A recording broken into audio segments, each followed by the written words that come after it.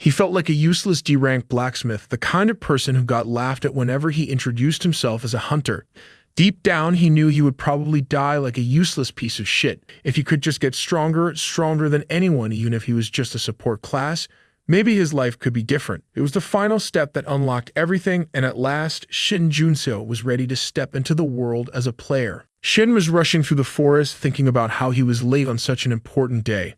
He met up with two people, and the girl, who was a C-rank hunter, said that finally he was there. Her name was Kim Jimin. A guy, Lim Do-won, joked about a newbie being late. Just as he was about to say something about his own experience, Jimin cut him off, asking him not to bring up after all. He was always the one getting late. Shin apologized for being late, and the three of them set off together. Lim joked again, saying Shin wasn't that late after all. Kim agreed, adding that they could just walk the rest of the way since Hyunwoo and Do-yoon were already inside. Shin nodded but couldn't help feeling bad. It had been 3 months since he joined the guild, and this was his first dungeon raid. And of course he ended up late. To make matters worse, he would be there as support, so he had to prove he was useful. When they met up with the other two, Do-yoon asked Shin if this was his first dungeon raid. Shin confirmed, saying he would be there as support. Do-yoon then explained that supports didn't have the same fighting abilities as hunters, so Shin would need to be extra careful. If you got too close to the fight, you could get swept up in it, but if you stayed too far, the others wouldn't be able to protect him. The key, Do-yoon said, was to keep up a distance. Since Shin was a maker, he just needed to stay back, waiting for the signal so he could create a dagger when needed. Shin then asked if it was really that easy, and Do-yoon nodded, confirming that the weapon Shin had was fine for now. Do-yoon also mentioned that it was an easy dungeon and that it was Shin's first one, so he didn't need to overwork himself. Just then, Lee Hyunwoo activated his mana, stating that since he could feel it, there must be a monster nearby. Lim told everyone to get ready for battle and said they would move in formation. Do-yoon turned to Hyunwoo and asked if there were any remarks. Hyunwoo replied that there were 3 small mana signatures and 1 big one. The big one was enough to be considered a boss monster. Do-yoon raised an eyebrow. Normally, the bigger ones stayed within their designated areas. He then said he would take on the boss and told the others to handle the smaller monsters. He asked Shin how long it would take to make a dagger if he hurried.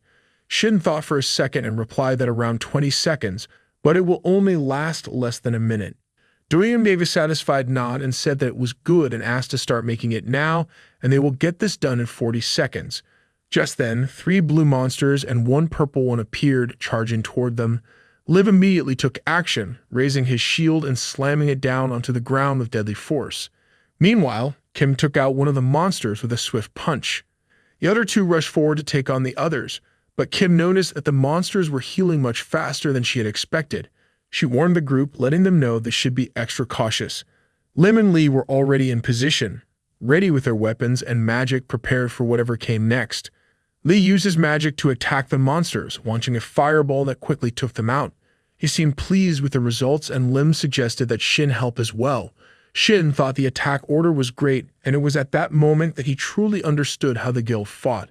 Do-yoon called over to him, asking about the weapon. Shin mentioned that everything was ready, but he didn't want to get distracted. He continued making the dagger and threw it toward Do-yoon, who caught it easily. Do-yoon rushed forward, infusing the dagger with dark aura before slashing through the boss monster's head in a single strike. After a moment, the dagger disappeared as it had served its purpose. Lim looked around and wondered if anyone had been hurt. Kim quickly replied that she was fine. Shin, meanwhile, was impressed. The guild was much stronger than he had imagined.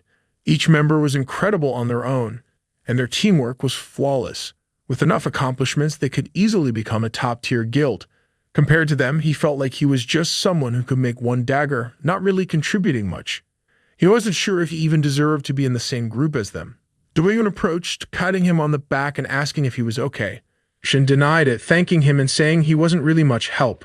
Do-yoon raised an eyebrow, wondering why he thought that. He explained that because of Shin's help, he was able to save a lot of money. He revealed that his skill allowed him to consume weapons, meaning he wouldn't be able to afford even the cheapest ones on his own. That's why he needed a maker like Shin. It seemed all he needed was a weapon infused with mana to activate his skill. Once again, Do-yoon praised Shin for his work on his first dungeon raid and said he was looking forward to working with him again. Shin felt motivated by the compliment, thanking Do-yoon and promising to do his best in the future. Lim then suggested they take the loot, but before he could say more, the ground beneath them started shaking. Kim wondered if it was an earthquake. Lee quickly confirmed that the cave wasn't collapsing because they had already taken down the boss. Shin pointed ahead and said the wall seemed to be crumbling. Lee used his powers to get better look and confirm it was like a pathway opening up, with the vibrations leading to another area. As Doriva mentioned the possibility of a secret place, Kim got excited and asked if this was the pathway to hidden treasure. She immediately urged everyone to go check it out. Kim was practically bouncing with excitement, but Lee told them to wait. It wasn't safe to rush inside. Doyun asked Lee if he had found anything, but Lee shook his head. Doyun wasn't too concerned, saying that the place wasn't going to completely fall apart. They would be quick. Lim, confirming that the guild master agreed, said to let's get inside. Lee, after a moment, agreed to join them. Doyun then called out to Shin, asking him to come along too. The scene shifted, and now Shin was running, chased by a monster. He couldn't understand how things had gone so wrong. Everyone except him was dead. This wasn't a monster that should have been in a D-ranked dungeon, and you would never heard of a monster that couldn't be detected by magic. The monster closed in, about to catch him. It landed a punch that sent him crashing to the ground so hard he spat up blood. His hands trembled as he tried to get up. He couldn't die like this. The monster lunged again, and Shin quickly made a dagger to throw at it, but it had no effect. The monster punched him once more, sending him crashing into the ground. The ice beneath him cracked, revealing water underneath. As he fell in, Shin thought to himself, so this was how it ended. D-rank support who can even use basic buffs like healing. He had finally joined a guild that actually needed him, but here he was running away like a coward, too pathetic to even be of use. He couldn't help but think that someone else would have been more helpful in this situation. Maybe he should have never become awakened. It was a dream he could never have reached. Then, out of nowhere, a screen appeared in front of him, telling him that he had discovered the spring and fulfilled all the conditions to become a player. Just as he saw the message, a bright light began to shine around him. A screen in front of Shin, showing he had received a new reward and needed to choose whether or not to check it. He wondered about this player thing and the reward. His mouth hung open for a moment as he thought about drinking some water, but then he snapped himself out of it. You don't know what's going on, and honestly, you don't care, he thought. He decided to just select yes. Suddenly, a massive dagger appeared, forming a set of stairs that helped him climb out of the ice and stand up against the monster. The system's voice echoed in his mind, saying he will inherit the experience of his previous life. Reward distribution completed. He used his power to summon several swords, launching them at the monster. The swords hit, and the monster was quickly taken down. Shin was left wondering what had just happened, and he felt unknown memories starting to take root in his mind. Before he could process it, the monster lunged at him.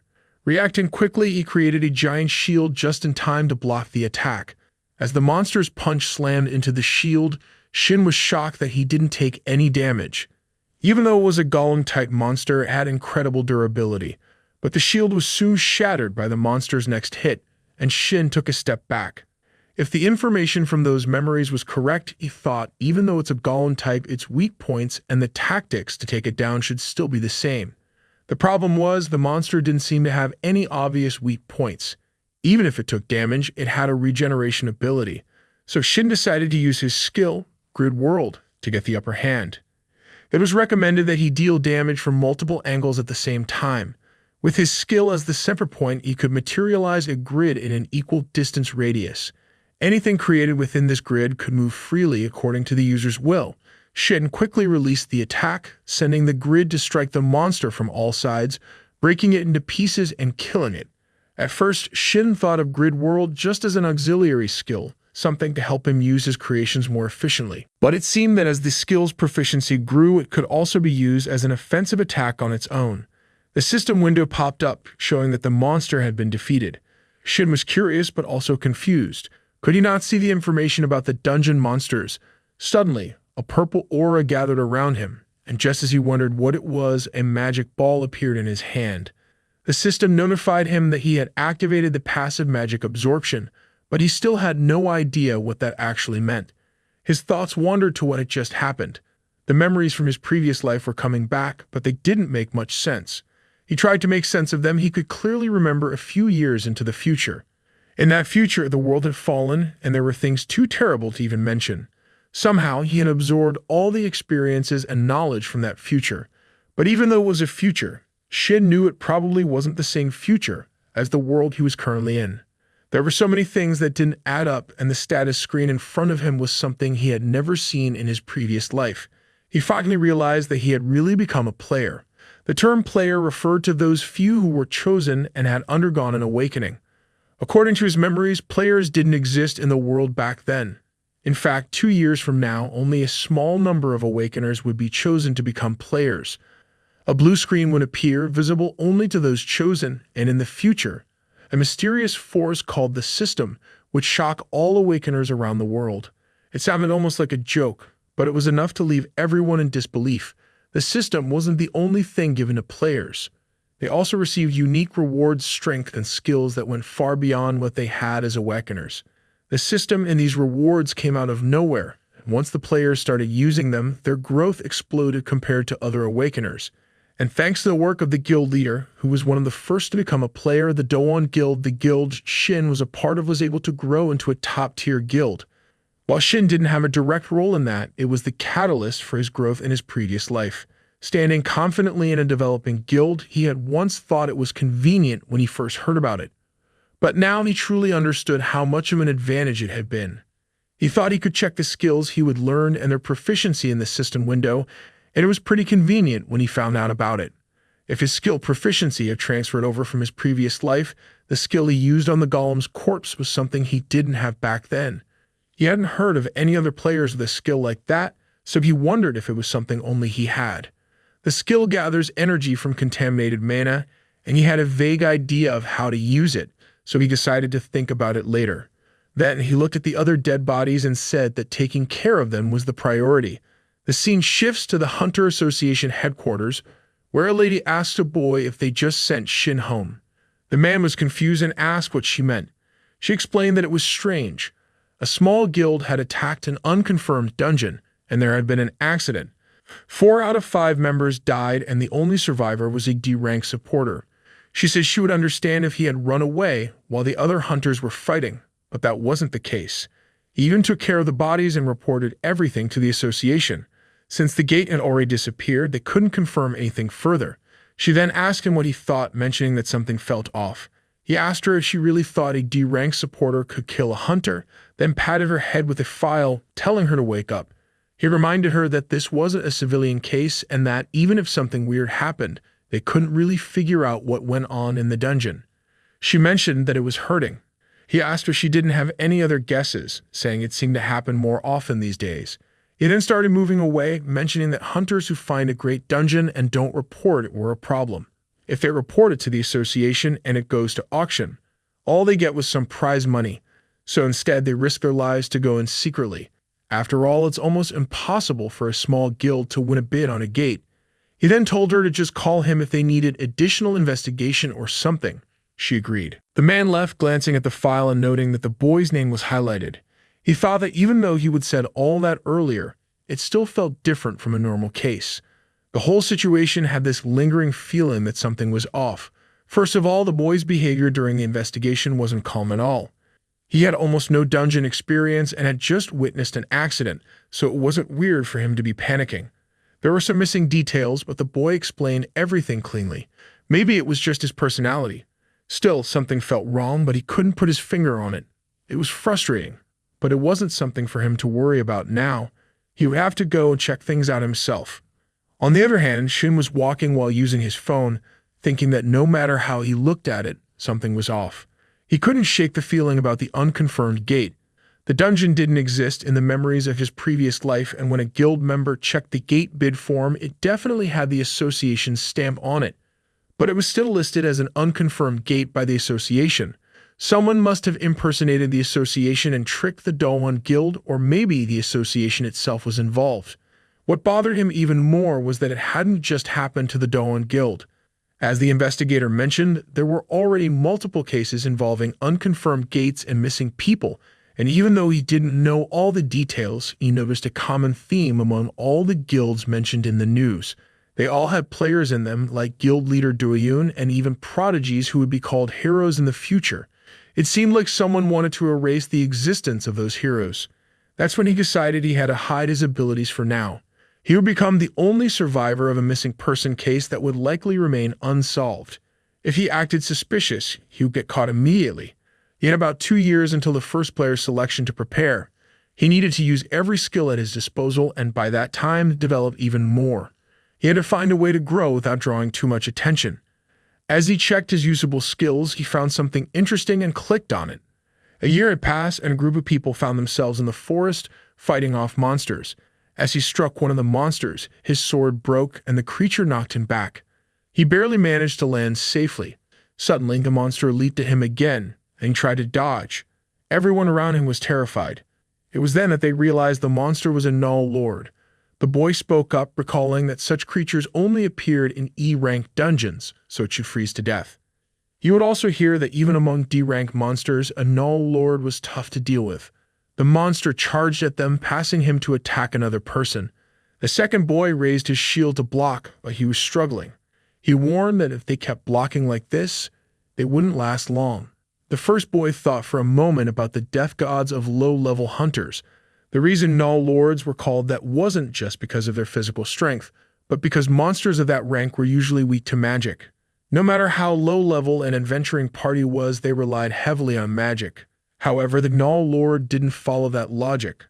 Hunters who were usually confident in their low-level magic found themselves terrified for the first time, and the price for their overconfidence and complacency was usually the total annihilation of the party. He knew they only had one pure physical damage dealer. He was terrible at hand-to-hand combat. His weapon had been completely destroyed and he didn't have any spare weapons left, so he couldn't understand why the second boy was asking him to attack the monster. If he had known it would turn out like this, he wouldn't have been so greedy and gathered as many people as possible. He hadn't realized that his decision to use as few people as possible and include a magician would cause so much trouble. Then he spotted a boy mining off in the distance, someone who was also a helper. The first boy thought to himself that they already had a helper, but they were all about to die, and yet this other helper was acting so careless. As he watched, he saw the helper's weapon disappear, and he wondered if the boy had any maker aptitude. At this point, you couldn't expect much in terms of quality, but it was worth asking. He called out to the helper, who turned out to be named Shin. The boy walked up to Shin and asked if he was a maker, and if he could make a sword. Shin agreed, and the boy requested a sword, one that was sturdy and strong. Shin apologized, mentioning that he had joined as a helper, not as support. The boy replied, saying it wasn't the time to be making excuses. Didn't Shin see that they were all about to die? Evening would die if they didn't manage to kill the boss. Shin started making the sword, mentioning that there would be one condition. Once they cleared the dungeon, the boy had to forget everything about Shin's abilities. Also, when he received his share, he would have to pay Shin the amount on average support. If the boy was okay with that, Shin would help. The boy scoffed, wondering what kind of quality Shin's sword would be, given that he couldn't even get a job as a maker and was stuck running around as a helper. He didn't think they could clear the dungeon with just any weapons, and if Shin was going to be stubborn, it wouldn't help. Shin responded, laughing. He said it was funny, because good weapons were an essential part of clearing a dungeon, and as long as he had that necessary element, he guaranteed they would be able to clear it. With that, Shin started making the sword. The scene then shifted to the Overkill Guild, one of the 3 major guilds in Korea. A girl knocked on the president's office door. The president called for her to come inside.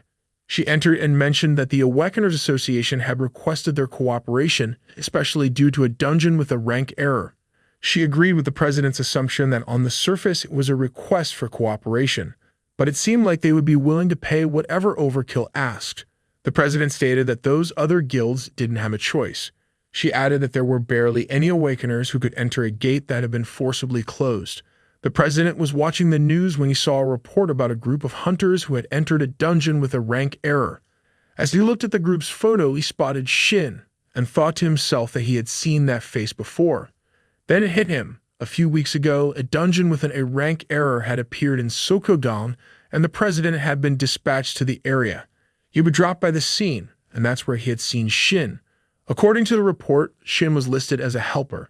Even though rank error dungeons were still rare, with the survivors of such dungeons being counted on one hand, Shin had participated in 2 parties where everyone survived not once but twice. It couldn't just be a coincidence.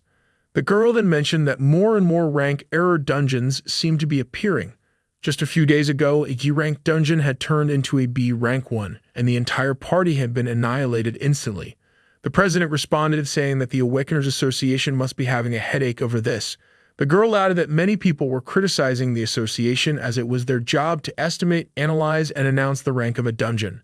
The president thought to himself that the association must be suffering right now. He then suggested that those with the trespass skill in their guild should take on more commissions for a while and keep an eye on the situation. Then he wondered about the task he had asked her to look into. She mentioned that she had looked into it here and there, but she couldn't find a weapon maker who was a rank or higher. However, she did receive a B-rank weapon from a Japanese blacksmith, and she wondered if the president would want to test it. He replied saying that she knew how any weapon below a rank would be destroyed as soon as he used his skills, and that there were only a few makers who were capable of making higher quality weapons to begin with. He stood up and asked her to look into it for now, as he was reaching his limit of wasting weapons like that. She agreed, and just as she did, someone entered the room, informing President Taehyun that something had happened. Taehyun asked what was going on, and the man explained that he had checked the location of the dispatch request sent by the association. It turned out to be a D-rank dungeon where some of their newbies had entered as part of a free attack team. Taehyun asked about the measured ranks after those entries. The man revealed that it was ranked C or an upper C rank. Taehyun, looking serious, said that he couldn't afford to lose his newbies, and it seemed like an urgent situation, so he would go there himself. The scene shifted to the dungeon gate, where the media was reporting on the situation. The crowd saw President Taehyun along with the girl and the man, and the reporters began asking the president to comment on the ongoing issue with rank error dungeons. Someone mentioned that the association had sent a cooperation request to them for the dungeon entry, and if those rumors were true, was that the reason Taehyun came himself because his guild members were part of the dungeon attack team. A lady there thanked Taehyun for coming, saying she didn't expect him to show up in person. When he asked about the situation, she revealed that the attack team consisted of 6 hunters, 2 supporters, and 1 helper. All of them had higher than required qualifications, but those numbers didn't matter. The dungeon had been reanalyzed as a C rank. Taehyun then asked how long it had been since the attack team entered. She replied that it had been almost 2 hours. Taehyun stated that he didn't know how many were still alive, but he would do what he could. With that, Taehyun, along with Minhisu the girl, stood in front of the dungeon gate. She handed him a sword, and he used his skill trespass to slash it, creating a flare of energy that caused a strange black area to appear ahead. This skill involved forcefully pushing through the racks of mana. It could bypass walls or barriers, including gates. However, while it worked in another dimension, it only affected the user, not the surrounding area. The sword broke as a result. After handing it back to Min, Taehyun told her to be careful, and she wished him the same. He finally entered, taking in the humidity and temperature. Considering the bad smell, he guessed it was some kind of reptile. When he noticed there were no pollutants on the floor, he figured it was a monster with some level of intelligence. Based on the dungeon's rank, the answer was clear. It was a lizard man. He crossed over numerous dead bodies and monsters, thinking that by looking at the lizard man corpses, he could estimate the size of the group and their fighting capabilities. He also noted the level of distress the party had been in, as identified in the preliminary report. They were likely all dead by now, and he couldn't help but fear the worst-case scenario. Suddenly, he heard a rumbling sound. Moving forward, he arrived at the location of the party and saw the situation with his own eyes as something he hadn't expected. A monster was attacking a hunter with a sword, while the other hunters continued battling. Taehyun observed from the side, thinking that the lizard man were clearly overwhelming them. Judging by their speed and movement, the lizard man were far stronger. Then he saw one of the lizard men strike a hunter's sword, sending it flying a good distance away. The monster was about to attack the unarmed man with a sword when Taehyun thought it's not too late yet. As the lizard man swung his weapon, Shin appeared, making a sword materialize in midair to block the blow. Taehyun still hadn't reached them, but he wondered if it was magic, how else could a weapon appear out of thin air? He watched as Shin used his magic to create the sword, and as their eyes met, they locked in a brief but intense moment of recognition. Shin quickly counted the people around him, and when he counted Ta as the 10th, he remarked that he was sure only 9 had come in. Ta wondered what Shin was talking about. Just then, another lizard man knocked a hunter back and was about to attack, so Tae rushed in with his sword. Shin couldn't believe Ta had come to rescue them himself. He was carrying around a weapon he didn't even use, and Shin wondered if that was a sphere weapon. Tai used his sword to block the lizard man's attack and then ordered the others to fall back. With a swift motion, Tai unleashed a series of slashes, creating flares with his sword that cut down the lizard man in an instant. He thought to himself that he hadn't even used his full strength yet. The weapon was clearly B rank, but it felt so weak. As Tai took down the lizard man, another one appeared to attack. Tai dodged and avoided the blow, causing the lizard man to crash to the ground. Shin approached Tai and asked if this always happened when he used his skills, commenting that it looked like some serious wear and tear on the weapons. Tai wondered if Shin was trying to pick a fight with him. Tai then called out to Tar, asking him to use his weapon and not destroy any more of the poor, fragile weapons. Tai was surprised when Shin materialized a weapon with a single gesture. Not only was Shin a weapon maker, but he was extremely skilled and competent, far beyond the average. Tai couldn't understand why someone so talented was acting as a helper. Tai had heard that low-grade supporters often took on helper roles because they were low on money. Shin took Tai's weapon and mentioned that there would be a condition. Once Tai cleared and left the dungeon, he had to forget everything about Shin's skills and Shin himself. Tai raised an eyebrow, asking if Shin thought he could forget just because he wanted him to. Shin replied that if Tai didn't agree, he could just go ahead and smash all his high-class weapons. Tai thought for a moment he knew that the weapon would probably break the moment Shin used a skill on it, but having more weapons couldn't hurt. So Tai agreed, promising he would forget about it. Shin smiled, saying that was great, and told him to go ahead and go wild. Tai rushed to attack the lizard man, flaring his sword and breaking the monster's weapon. Shin watched in surprise, thinking that Tai was only planning to deflect the attack, but instead the opponent's weapon was destroyed first. Tai's control over his weapon was far beyond what Shin had expected. He wondered if Tai's weapon was just that much stronger. Shin, intrigued, thought to himself that the weapon maker must be capable of manifesting a weapon that was at least B rank on the spot. This was getting interesting. Shin then decided to test just how capable the weapon was and cranked up the power. He stabbed the lizard man using Fire Blast as well. After that, he jumped behind the lizard man, stabbing the weapon into its head and releasing another blast of fire. The lizard man spat out green blood as it fell, and Tao stood there, his weapon, the one made by Shin, covered in the blood. He looked at the weapon in surprise, noticing that there wasn't a single scratch on it. Just as he was about to think further, the newbies from his guild appeared, calling out to him. They thanked him, saying that it was because of Ta that they were alive and saved. Ta replied, relieved that none of them seemed badly hurt. They told him that they couldn't even fight with their own weapons, but thanks to Shin, they had been able to hold out. Ta then turned to Shin and asked for his name. Shin wondered why Ta would want to know the name of a helper. Ta replied that they should at least know each other's names. He then introduced himself. Finally, Shin approached and introduced himself as well. He said he would leave the magic stones at the dungeon's entrance. The others agreed, but Ta asked Shin to come along with him to the boss room. Shin replied that he was just a helper. Tai insisted, explaining that the dungeon had already turned into an error dungeon, which meant that if they didn't defeat the boss, no one would be able to leave whether they were a helper or a supporter. Shin responded, mentioning that Tar was more capable of taking down the boss. Tai stated that, as Shin had seen earlier, no other weapon could handle his skills. No matter how skilled Shin was, wasn't it pointless if he just smashed the weapon Shin had made for him? Shin replied that the weapons he made wouldn't break. Tai countered, saying that was what Shin thought, but this was an error-class dungeon. The creatures inhabiting this place were far beyond the average lizard man. And if the boss was just as strong, no amount of caution they took would be excessive. Shin agreed and started moving, his steps echoing as he followed Ta. When they reached the boss room, they saw the Lizard King and another lizard man. Ta suggested that it would be better for Shin to ignore any previous danger levels or information he had and focus on putting an end to it as quickly as possible. He warned that if they took too long, his weapon might snap in two. Shin again assured him the weapon wouldn't break, and if Ta didn't believe him, he could always test it out himself.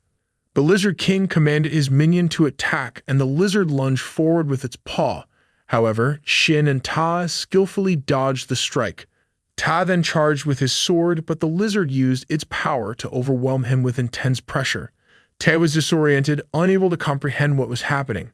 As he leaped into the air, the Lizard King jumped as well, attempting to strike Ta's weapon. After the clash, Ta was sent flying into the sky. The Lizard King swiftly climbed onto the lizard's head, and the creature unleashed a powerful flame attack toward Ta. Just in time, Shin created a protective shield barrier around Ta. The lizard retaliated, knocking Shin back. Ta, still in the air, turned to Shin and asked that wasn't he the one who makes weapons. Shin replied that a shield can be a weapon too and didn't Ta get hit by one before. Ta flared his sword, promising that once they get out of there, he had plenty of questions for Shin. The Lizard King then conjured a long chain to strike Ta. However, Ta effortlessly stopped the chain with his fist, causing it to wrap around his sword. As the Lizard King tugged on the chain, Ta was pulled closer. Shin, urging Ta to focus, said to stop playing around and fight properly. In response, a second sword materialized in Ta's other hand. Ta, noticing the new weapon, questioned that didn't Shin tell me to test him, so shouldn't it be something for a pet? The weapon captured by the chain vanished and Ta used his second weapon to strike the lizard with several swift slashes as he closed in.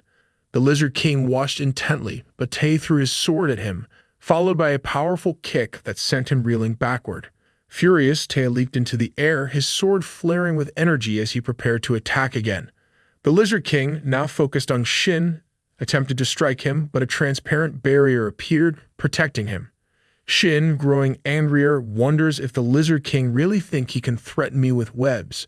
Ta, equally enraged, stood ready for the next move. After a while, the entrance to the dungeon, which had been glowing red, shifted to a calm blue. Outside, people began to wonder if the dungeon had been cleared. As the group emerged, reporters rushed over to Ta, bombarding him with questions about the dungeon's interior, the boss monster, and whether everyone had been saved. Min approached Ta, asking if he was injured. Ta reassured him, saying that he was completely fine. The hunters surrounding him praised his efforts, with one girl mentioning that if it weren't for him, they would all have perished. Shin, meanwhile, handed the team leader a bag of magic stones, explaining that he had already received his payment in advance and was leaving. The team leader expressed his gratitude for Shin's hard work. Without acknowledging Ta, Shin silently left the area. The reporters then turned to Ta, eager to know how he managed to clear the dungeon so quickly. They suggested that the dungeon must have been easy for him.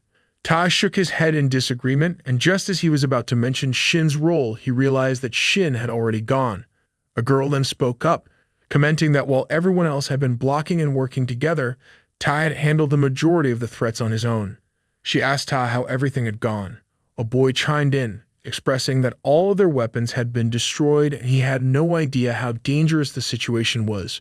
He added that if it weren't for Ta, they would have all been wiped out long ago. Ta, slightly confused, asked the boy what he was talking about. He explained that when it came to the weapons, it was thanks to the person who had been crafting them for the group, which allowed them to last as long as they did. The boy apologized, and Ta then inquired about the support who had come as a helper and weapon maker. The boy seemed unsure about the weapon maker, acknowledging that the helper was indeed a support role, but wondered if that person had any special abilities. The girl replied that she wasn't sure about that. Ta, still puzzled, asked the others that didn't them all see how that helper made the weapons. The others were confused, wondering if he was referring to the pickaxe. Ta didn't believe that person even carried a pickaxe, but he had brought it and used it, though they must have lost it along the way. Ta then realized that the person had mined all the mana stones. As Ta wondered what was happening, he remembered that they had all received weapons from the same person, yet it felt as if they had forgotten that fact. He recalled Shin giving him a sword and telling him to forget everything related to his abilities. Ta then thought about the rental pay and how the person had used a skill exclusive to a rank or higher makers. Just then, a man called out to him, and Min noticed something was off. Ta handed a container to the man, then turned and left to search for Shin, wondering where he had gone and if he had already left. Meanwhile, Shin had been hiding while Ta searched for him. Min and the man approached, asking Ta what was wrong. Ta called out to Min, telling her he needed her to find someone for him. As Ta sat in his guild office, Min arrived with information about Shin's location. Around 10 o'clock that same day, Shin, accompanied by a 5-member team, had entered a D-rank dungeon near Sampa. Ta nodded in agreement, mentioning that Sampa wasn't too far away. Min then hesitated before asking him something. She mentioned that she had a question that why he was so interested in a D-rank maker like Shin. Ta pondered for a moment, wondering if that's what it seemed like to her. He thought about how, on the surface, it was easy to dismiss Shin based on his status and background, which clearly indicated he was a D rank. But Ta knew better. The rental pay skill alone disproved everything. The level of skill in that ability was beyond anything Ta had seen before. It wasn't just some ordinary skill, it was something with the potential to bring about great fortune. Yet it seemed that Shin was using it only to conceal his true identity. A weapon maker with such talents could easily reach a level far higher than D rank, and Ta was certain he would understand more when he finally met Shin again. At that moment, he would no longer feel the same doubt. Ta would be able to use his full power without worrying about the weapons breaking. Over the years, he had encountered countless blacksmiths who were considered great artisans, but none of their creations had ever met his expectations. He had tested the weapons of renowned blacksmiths, but every single one had eventually broken, unable to withstand his power. To make matters worse, the weapon-making abilities of most creators were limited to traditional forms of weapons. But Shin's abilities were clearly something different. But the weapons created by Shin far exceeded the limitations of ordinary abilities and weapon forms. It was as if those limitations simply didn't exist. With Shin's abilities, even the most difficult feats were possible things that he hadn't been able to accomplish before simply because he lacked the right weapon. Tae considered the usual clearing time for a D-rank dungeon by a 5-member party. It typically took around 4 hours, and they had only 1 hour left. He then turned to Min and asked about his schedule for the day. She informed him that at 7:00 p.m., he had a meeting with the guild master, Kyunmu. Tae decided to leave, instructing Min to cancel the meeting as he needed to leave ahead of time. He wanted to avoid any chance of missing Shin. The scene shifted to the dungeon where a boy in armor had just defeated a boss. He was in shock, realizing that the ribbon used by the helper was indeed made by Shin. If such mana could destroy a boss weapon, Shin must surely be at least B rank. When the man's weapon shattered into 2 pieces, the boy thought they were done for.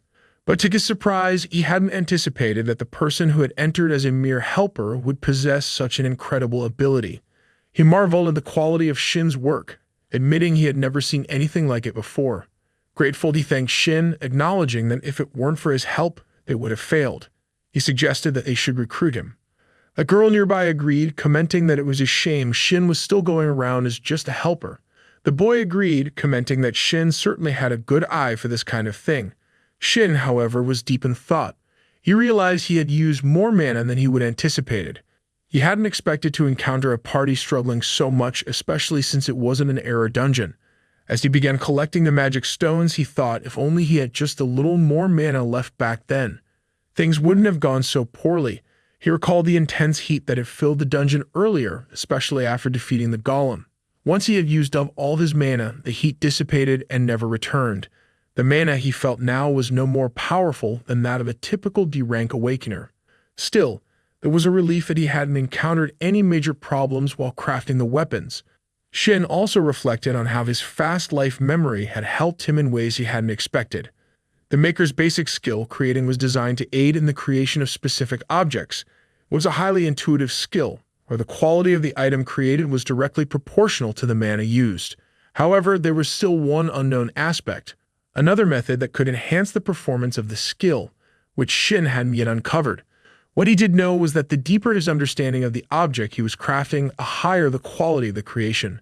The most remarkable aspect of the ability was that as the quality of the item increased, the efficiency of the mana used also improved. This meant that even when using the same amount of mana to create identical objects, the quality would vary meaningfully based on the creator's level of understanding. After his hidden ability was revealed, Shin found himself reflecting on the various training he had undergone. He remembered his horse training, the material research, the lessons he received from a hunter as a support, and his time spent in the workshop learning the intricacies of crafting. Despite all this, the excitement he felt was more intense than he had expected. He continued mining, thinking that while he didn't know exactly how much better his abilities would become, he knew that, in comparison to the mana he was using, the quality was improving. However, it was clear that there were still limitations both in crafting and in using the rental pay skill. The process was still clunky, and he struggled to use both abilities effectively at the same time. As he gathered the magic stones, he thought about how expensive mana-related equipment was. That was why, for the time being, he couldn't afford to purchase any of it. Please, just a few more mana points, he thought, knowing that mana-related items were among the few things that could be mass-produced. He made a mental note to order more potions. Although his earnings as a helper were modest, he was still struggling to get by. No one would accept a D-rank maker as a full-time support, so he didn't have many options. But at least the results of his efforts were promising, and for that, he was relieved. He opened his status window and saw that there was only a small amount left until he reached his mana absorption goal. About 20% remained. He realized that a few dungeon clears wouldn't be enough. A single man clear only contributed just over 1% of the total mana, and the efficiency was far too low. The only remaining option, it seemed, was to enter in a rank error dungeon. To absorb a large amount of mana at once, entering the ranker dungeon was the only method. Unlike other dungeons, it allowed for significantly more mana absorption, which was exactly what he had been seeking. The problem was that he couldn't predict the difficulty of the ranker dungeon before entering. It would have been tough without Ta's presence, as the previous experience had proven. He concluded that there would likely be at least a C-rank boss, and so he needed to prepare accordingly. The only way to grow as a D-ranked awakener for now was to focus on the rewards gained from mana absorption. The team leader acknowledged their efforts and appreciated their work. As they were leaving, he mentioned they would meet again in the future. Shin felt satisfied that he had created lasting memories with them. Just then, Tae caught up to him and asked if Shin remembered him. Shin realized his efforts hadn't had much impact, and in response he asked Ta if he would believe him if he said he didn't. Ta responded by handing him a card, and Shin inquired what kind of work Ta wanted from him. Ta explained that he had something important to discuss, which was why he was asking for a little of Shin's time. When Shin saw the Overkill Guild name on the card, he recognized it as one of the top 3 guilds in Korea. He knew he wasn't in a position to get involved with such a prestigious guild yet, so he needed to find a way to politely decline. Shin claimed he didn't have any time, mentioning a prior dinner appointment. However, as he tried to leave, Tad placed a hand on his shoulder and insisted that Shin wouldn't regret the conversation.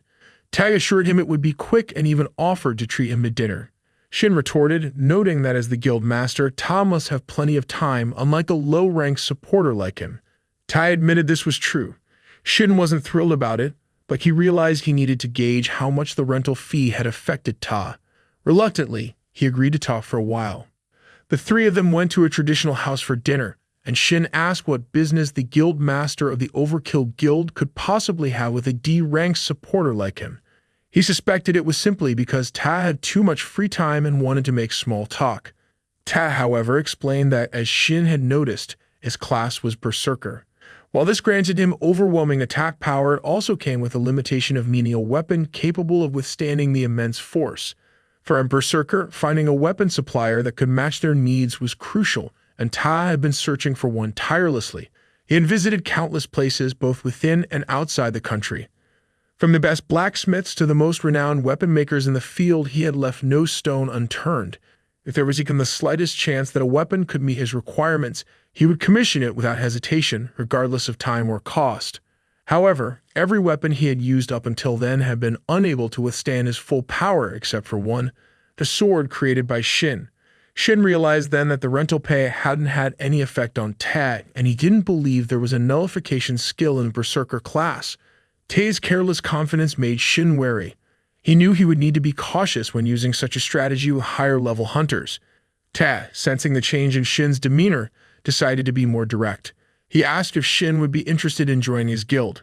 Knowing that Shin wasn't currently affiliated with any guild, Tae promised that, if he joined, Shin would receive the best possible treatment.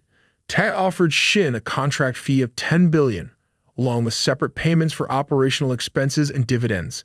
The contract would be for 1 year, and each time it was extended, the fees would increase by 10%. As he was about to explain that the exact details would be in the contract, Shin quickly apologized, explaining that he had no intention of joining a guild and would have to decline the offer. With that, Ta had no further discussion to offer. Shin stood up to leave and thanked him for the meal. Ta called out to him once more, but Shin didn't stop. Min, who had been quietly observing, asked Ta why he had made such an offer to Shin. There seemed to be no clear reason for it, yet the conditions were trivial. Ta responded by saying that if Min were to face a situation like Shin's, she wouldn't question the offer. He continued, mentioning that while the weapon Shin had created hadn't fully reached its potential, it was the first one that felt like it could withstand everything he had to give. Min hesitated, still unsure, but Ta pressed on. It wasn't just about the sensation of the weapon itself. He asked her to consider the total sum of all the high-level weapons he had destroyed over the past year. Min realized then that the guild master's expenses on weapons were astronomical, especially when factoring in the cost of those weapons being destroyed because they couldn't handle the pressure. If the weapon wasn't above a certain rank, his abilities wouldn't even be able to be fully unleashed. Min then remarked that, if that were the case, the contract fee Ta offered would mean very little. However, the issue up until now had been that no one, not even those considered the best in the field, had been able to craft a weapon that could withstand such power. Ta responded by explaining that the fact Shin had this ability was exactly why he wanted to recruit him at any cost, regardless of the offer he made. Shin, as he walked away, thought to himself that there might come a day when he would have to turn down an offer from one of the top 3 guilds, the Overkill Guild, and from Tagian himself. While it was a tempting offer, he knew it was still too early for him. He decided to wait patiently, certain that Ta would come back to him again.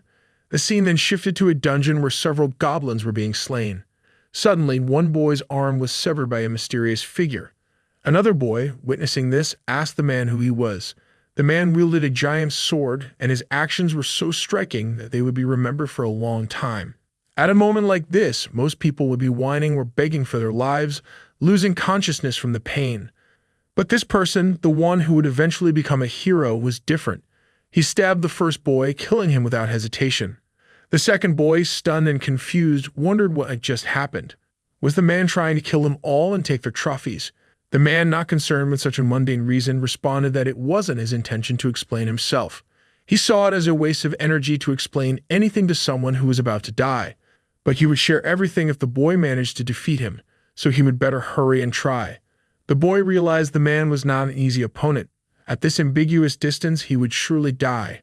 So he resolved to either lose an arm or a leg in an attempt to fight back.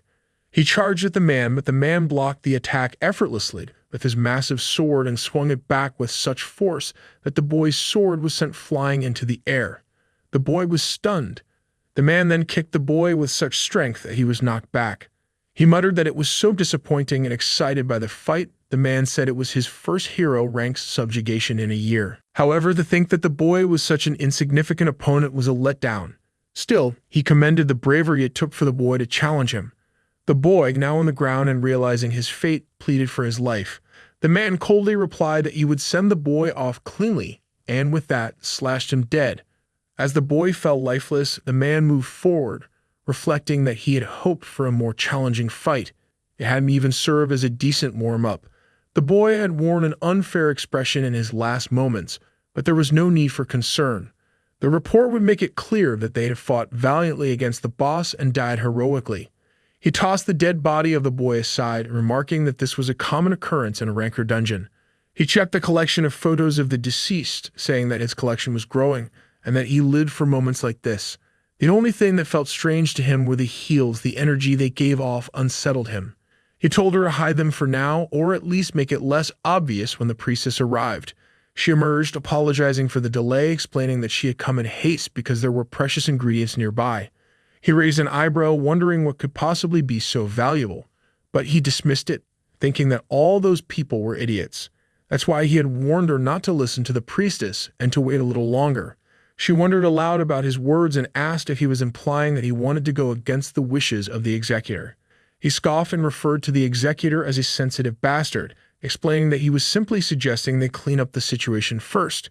She offered to handle it, assuring him it was her specialty. He reminded her not to forget their promise that she would let him face an S-rank hunter, and that was the only reason he had been associating with her. He also added that he hadn't been able to fully unleash his power yet and wanted the opportunity to do so without any hesitation. She agreed, reassuring him not to worry as she would contact him soon. She tore open the belly of the dead body, wondering what would emerge next. Suddenly, a monster appeared from within the corpse. Her eyes lit up with excitement as she called it the child, confirming that the executor had been right after all. The scene shifted to a portal where a group of hunters was gathered. Shin approached a man who was concealing his face with a mask and carrying a weapon case.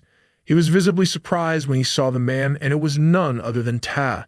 Ta seemed just as surprised to see Shin and wondered aloud why he was there. Shin asked him why he had come, and Ta replied with a grin, noting that Shin had a good eye for recognizing him. Shin explained that he only knew one person who carried a weapon case like that, and then asked Ta again why he was there. Ta responded that he was there to attack the gate. Shin raised an eyebrow and asked why a D-rank gate, of all things. Ta explained that the guild member who was supposed to enter had suddenly fallen ill, so he was filling in as their substitute. Before Shin could say anything more, a man called out to them, urging everyone to head inside. Tai turned to Shin and said to let's get going. As they began to move, Shin couldn't help but think to himself that he knew Ta would show up eventually, but he hadn't expected him to be so quick. Now he would have to adjust his plans accordingly. They all finally entered and Ta turned to Shin, asking why he had refused to join the guild. Shin replied that he had already rejected the offer and didn't want to discuss it any further. A boy asked a girl if she had heard about the auction for the C-rank gate that had taken place that morning in Chunshin. The girl confirmed, and the boy told her he had heard that the Hyunmoon Guild had acquired it in one go. She agreed, mentioning that her friend was there and had heard that the bidding had reached such a high price that no one else dared to compete. Shin, overhearing this, thought to himself that the Hyunmoon Guild had purchased a C-rank gate, and he wondered if they had found something special inside. Ta then asked Shin if he was interested in buying gates himself. He explained that if Shin joined their guild, he would be able to easily acquire special gates above B rank, as there were certain privileges that came with the guild's name. Shin reflected on Ta's words. To most Awakeners, the name of their guild was of utmost importance. It not only brought them the envy and admiration of the public, but also granted them opportunities for other lucrative jobs, along with incomparable revenue and rewards. Furthermore, their vested rights within the guild allowed them access to countless privileges. For high-level special gates, the guild members could secure entrance tickets, and their influence wasn't determined solely by talent. Political connections played a major role in gaining access to these opportunities. This structure meant that rare treasures, those that could be earned through such gates, would naturally fall into the hands of the larger guilds. Tae told Shin that, as an awakened, he must have a goal he was working towards.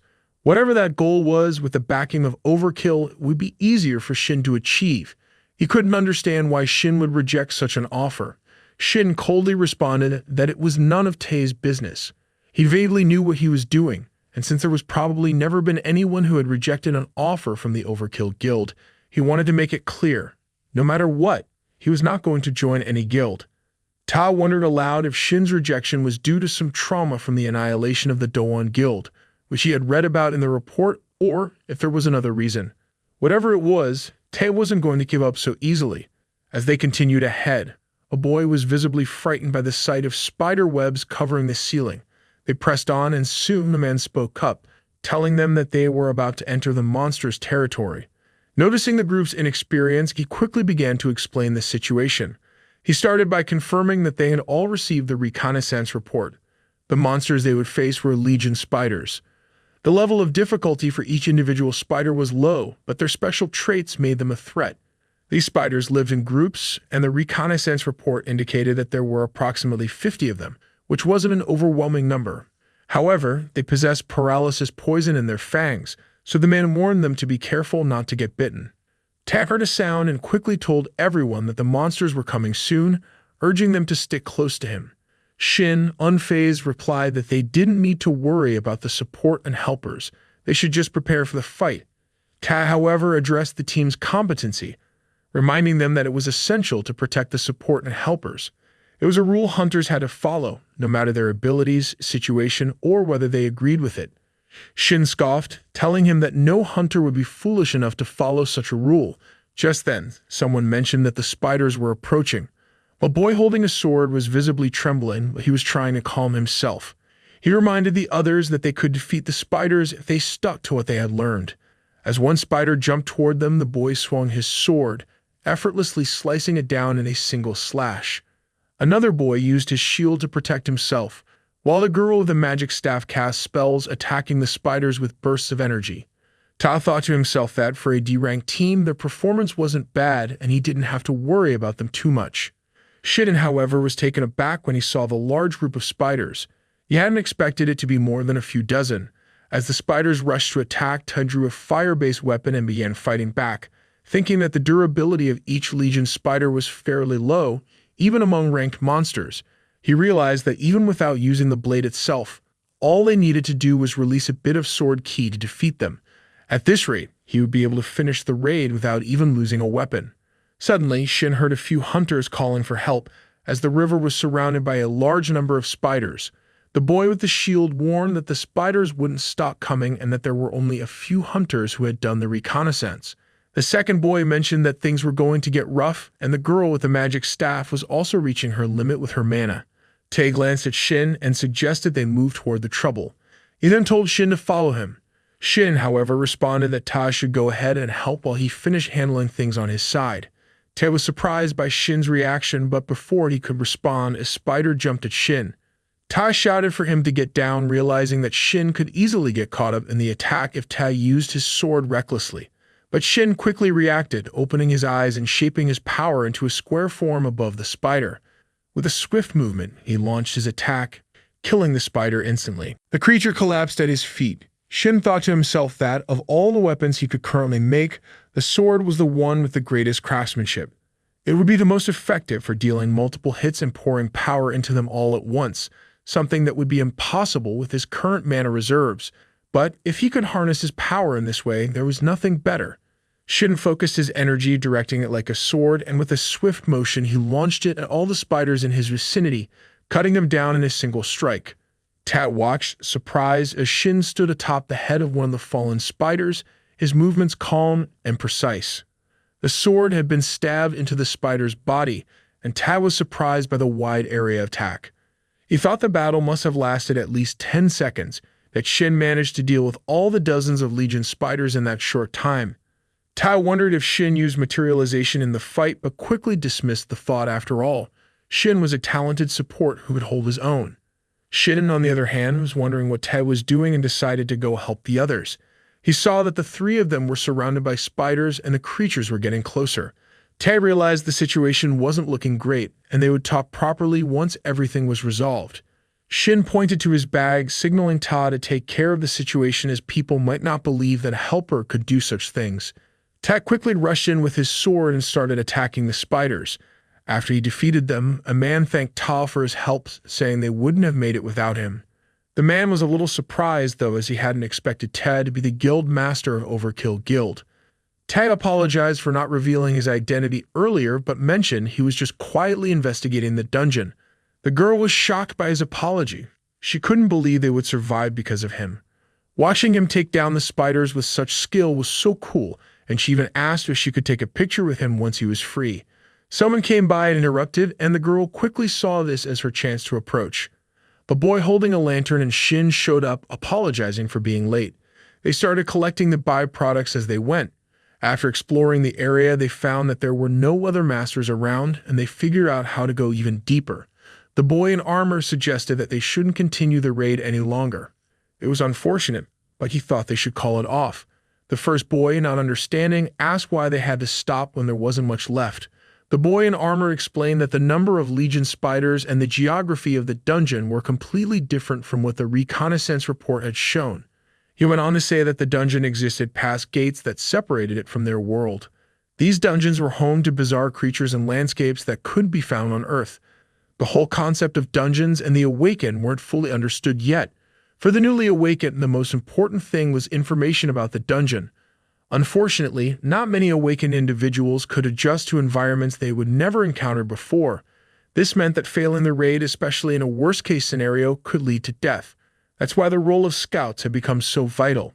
The awakened with the ability to detect or hide their traces started gathering and taking on dungeon reconnaissance commissions. As a result, the dungeon clear rate began to rise significantly, and these individuals came to be known as scouts. The boy in armor explained that the accuracy of these recon reports was usually above 98%, so it was unlikely that this situation was just a mistake. However, they couldn't rule out the possibility that it was a rank error in the dungeon. The second boy hesitated for a moment, suggesting that since they had Ta, wouldn't it be okay to continue the raid? The armor boy responded that he understood the boy's desire to press on, but they had already received Ta's help once, and if they weren't careful, they could all end up in danger.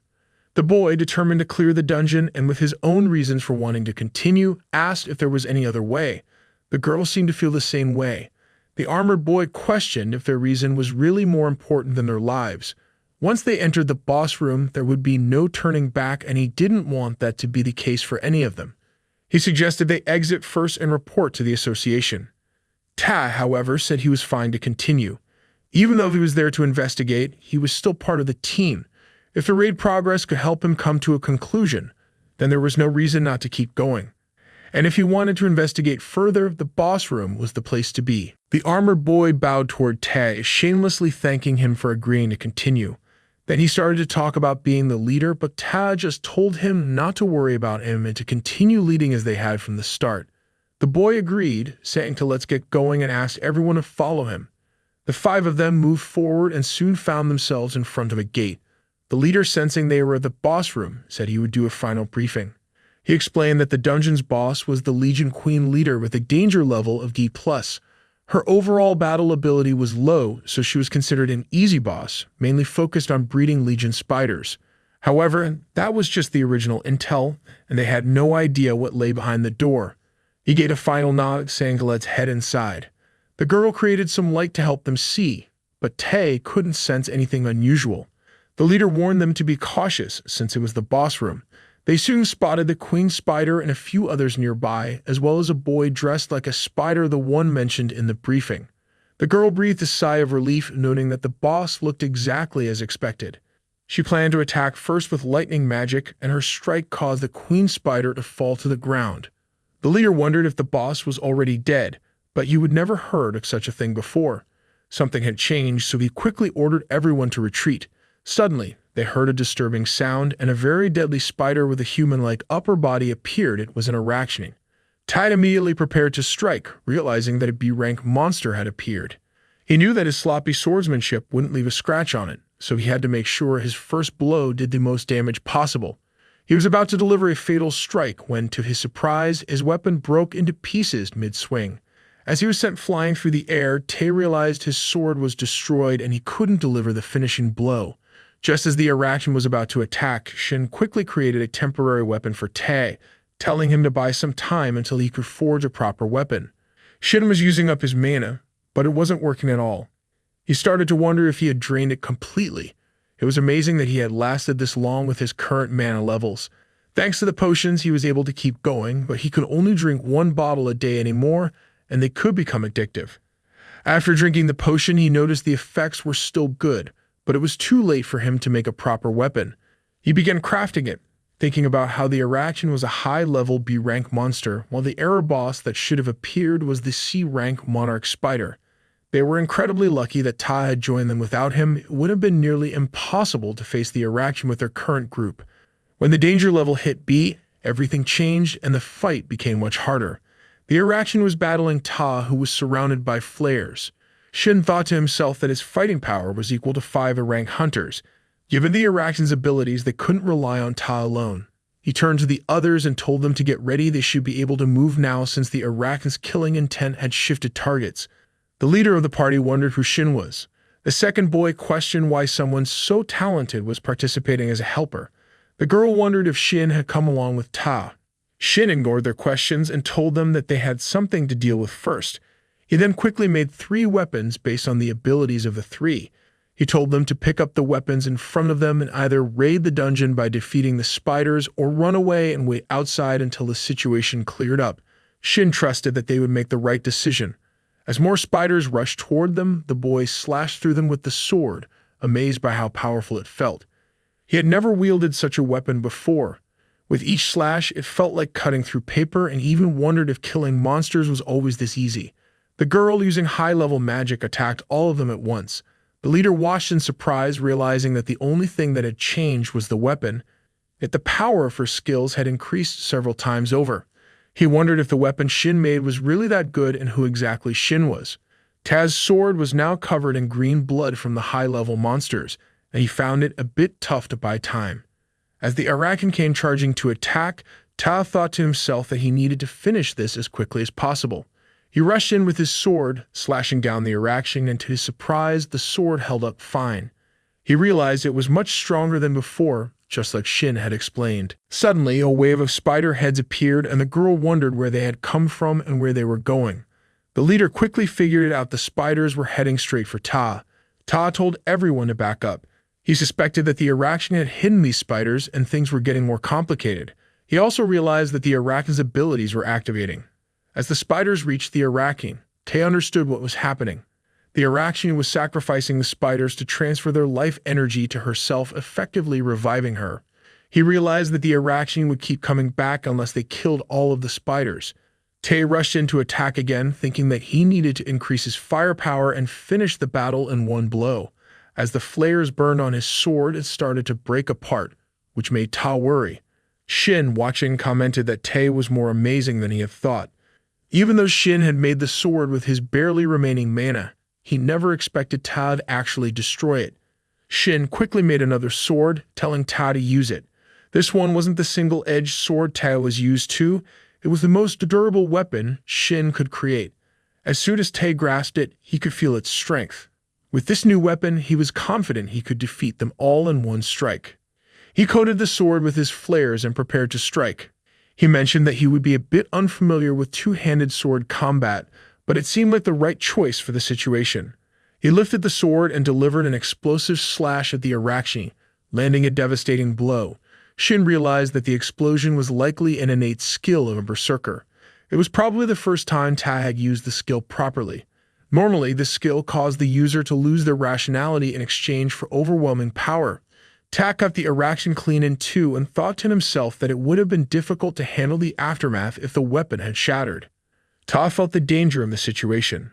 If he hadn't released all of his power, his rationality might have been consumed, and that was the second time since his awakening that it had nearly happened. He realized he had used his skill properly this time, but it was still unsettling. As he looked at Shin, he understood that Shin was no ordinary awakened. The moment his abilities were discovered, the whole world would focus on him. They stood there looking at the dead body of the Araxian, which radiated an overwhelming amount of mana. It was nothing like any other dungeon error boss they had encountered.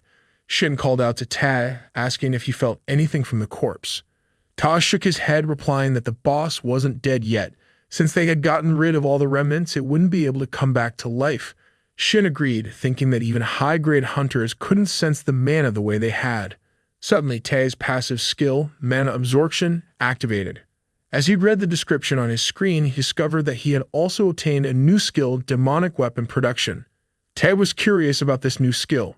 He read more about it, but he couldn't even imagine what kind of demonic weapons it might produce. He didn't remember anything specific about the demonic realm, though it was something they all knew of in some way.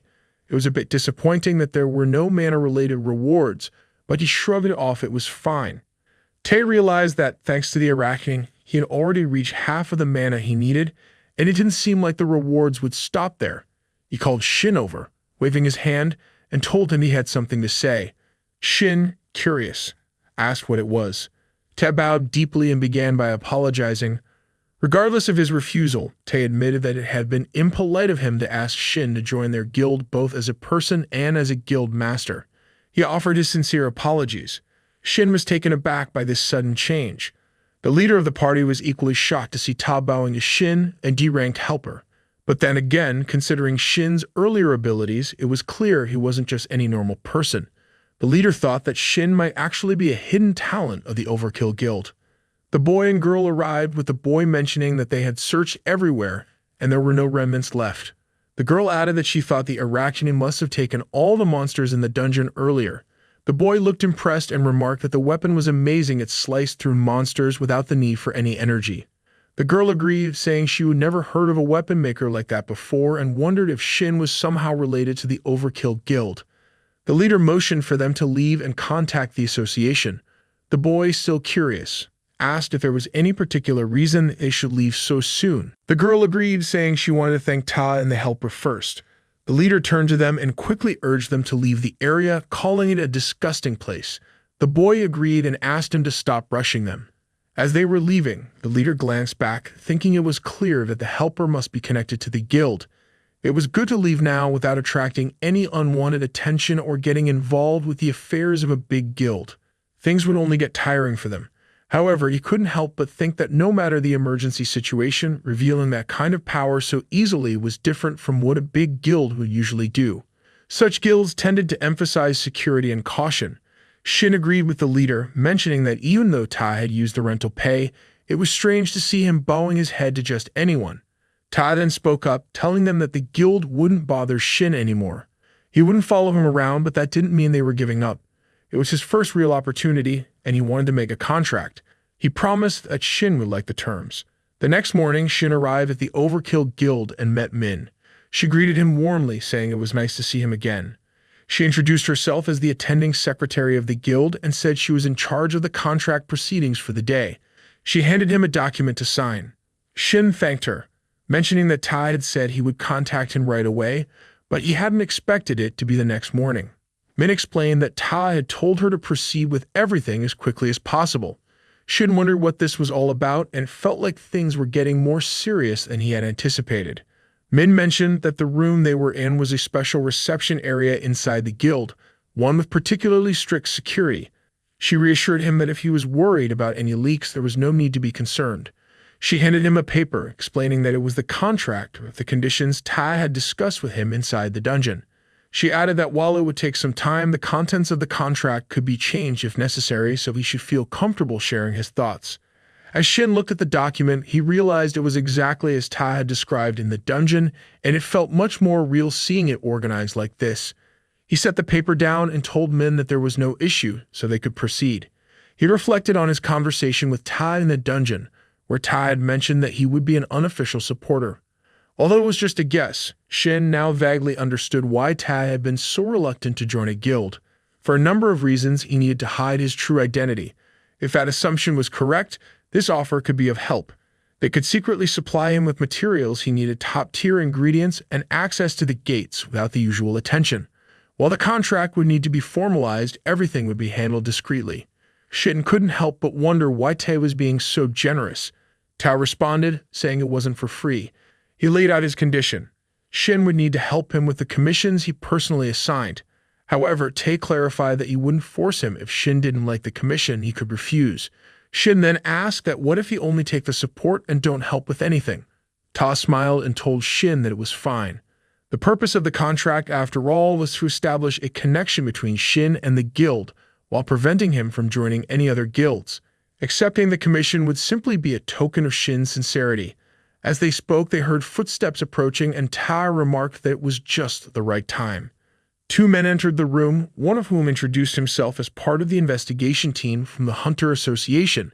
The second man asked Ta if he was okay. The first man stated that they needed to get going, and that he would hear Ta's response outside. Before they left, Kei turned to Shin and said that he hoped for a positive response. If Shin felt burdened by any of this, he didn't have to accept. Tai added that Shin's abilities were far more valuable than anything in the contract. Shin paused for a moment, reflecting on his original plan. His goal had been to leave a strong impression on Ta and maintain a relationship with the guild without formally joining it. In the end, though, he decided to sign the contract, asking when he would receive the support.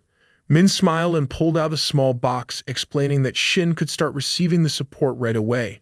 She also told him that if there was anything else he needed, to just let her know. This was a gift from Ta to commemorate the signing of the contract. Min added that she had heard Ta had found something useful in Arachne's room. Shin opened the box slightly before closing it again. He thanked her, placing it carefully in his bag. He then handed her a list of the support materials he needed and asked where he could receive them. Min mentioned that if it was that much, the materials would be available in about a week. However, she added that she might be crossing a line, but she didn't think those materials would be of much help to Shin. Shin agreed, mentioning that he wasn't planning to use them anyway. He stood up, saying he had someone else to meet and needed to leave.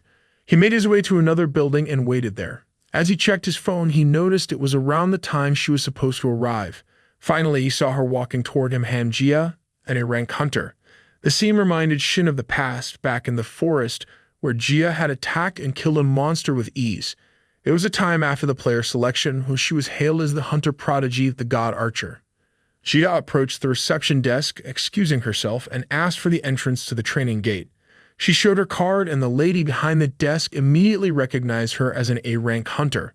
The lady then asked if the C-rank training gate would be acceptable. Jia politely declined and requested the D-rank gate instead. Both the lady and a man at the desk were confused by this. The lady thought to herself that it hadn't been long since Jia was officially recognized as an A-rank awakened. Even so, Jia had very little experience and had only entered a few gates up until that point. The man, too, had seen lower-ranked awakened people give up on the awakened life altogether, but he had never seen an A-rank ask for such a request. For some reason, Jia seemed like she might be demoted. An Awaken's rank was initially determined by the amount of mana they could absorb. When the blue energy poured out of the cracks, mana flowed into everyone's bodies, but the amount each person could absorb varied. The more mana a body could hold, the stronger the abilities they could manifest. The association began to analyze the mana levels of each individual, and those who absorbed more than a fixed amount were officially recognized as awakened. From there, they divided people into ranks based on how much mana they could hold, and once assigned a rank, it was generally fixed. Even if someone was of a lower rank, they could improve their performance through dungeon raids. If they were recognized by the association, they could be promoted, and the opposite could happen as well. Jia finished filling out the form and handed it to the lady. The lady told her that she would help her with the association process and asked if Jia had a partner she was planning to go in with. Jia declined. The lady then said she would add Jia to the partner recruitment list as the rules required at least 2 people to enter together. Since there hadn't been any requests for the D-rank training gate so far, Jia might have to wait a bit. Jia wondered if she could go in alone. The lady replied that it was possible if Jia had a license permit for soloing gates, but it didn't seem like she had registered for that. Jia would need to take a test for it, and the lady asked if she wanted to sign up. Jia declined, saying she would wait instead. The lady then mentioned that Jia's first hunter qualification renewal was coming up in a month. She probably had received the message, but to renew her qualification as an A-rank hunter, she needed to either have several experiences with C-rank or higher gates or pass the A-rank practical test. It seemed like Jia would need to take the test, and she would likely get a message about it soon. The lady wished her the best of luck in passing. Jia thanked her. Jia left thinking that even requesting a training gate was complicated. She should have just made the request online. She must have been crazy to come in person and deal with so many people. She had come with the mindset that she couldn't get demoted, but now she told herself to get a grip. It was just a D-rank gate, so what happened last time wouldn't happen again. If she took her time and started over, she would be fine. The receptionist asked Jia to wait, but a request had already come through. The rank was D, which was expected, and since Jia was going in alone, it didn't matter. She quickly clicked agree. The scene shifted to a dungeon gate, where Jia arrived, thinking it's been a while since she wore this. It feels so awkward. As she was about to enter, a man named Shin approached her and introduced himself as the supporter, hoping they would get along. Jia bowed to greet him. He apologized for being late and suggested they head inside. Jia agreed, mentioning that she would make the request.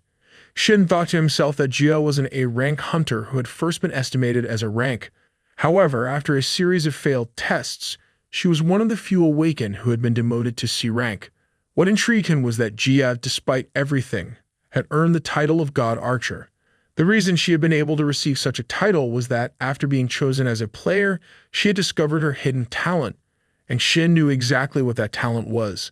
It was a talent that could have been discovered even if Jia hadn't become a player, and Shin was determined to help her awaken it that same day. They entered the dungeon world where goblins were roaming through the forest. Jia hid and watched them, wondering if they had left. It was a relief to see real monsters, which made her glad she would brought the equipment that could sense the mana of monsters. She then excused herself to Shin, apologizing for going alone and asking if it was okay for her to take on the monsters by herself. She promised to share all the loot and compensate him as well. Shin reassured her, saying not to worry about him. If she needed help, he could at least provide arrows. Jia thanked him and got into position to attack using her archer skill. She told herself not to be nervous, then took aim at the goblins. As one fell, the others began to charge at her. Jia didn't hesitate and fired another arrow, taking down more goblins. Shin, watching, thought to himself that he hadn't seen her fight like this before, not since she became a player. Her raw destructive power far exceeded that of an A-rank hunter, but it would be meaningless if she couldn't aim. Jia focused, thinking that one of her 3 arrows should hit its mark. With this kind of speed, she would be able to shoot at least 4 more arrows, so she planned to end it with just 2 shots.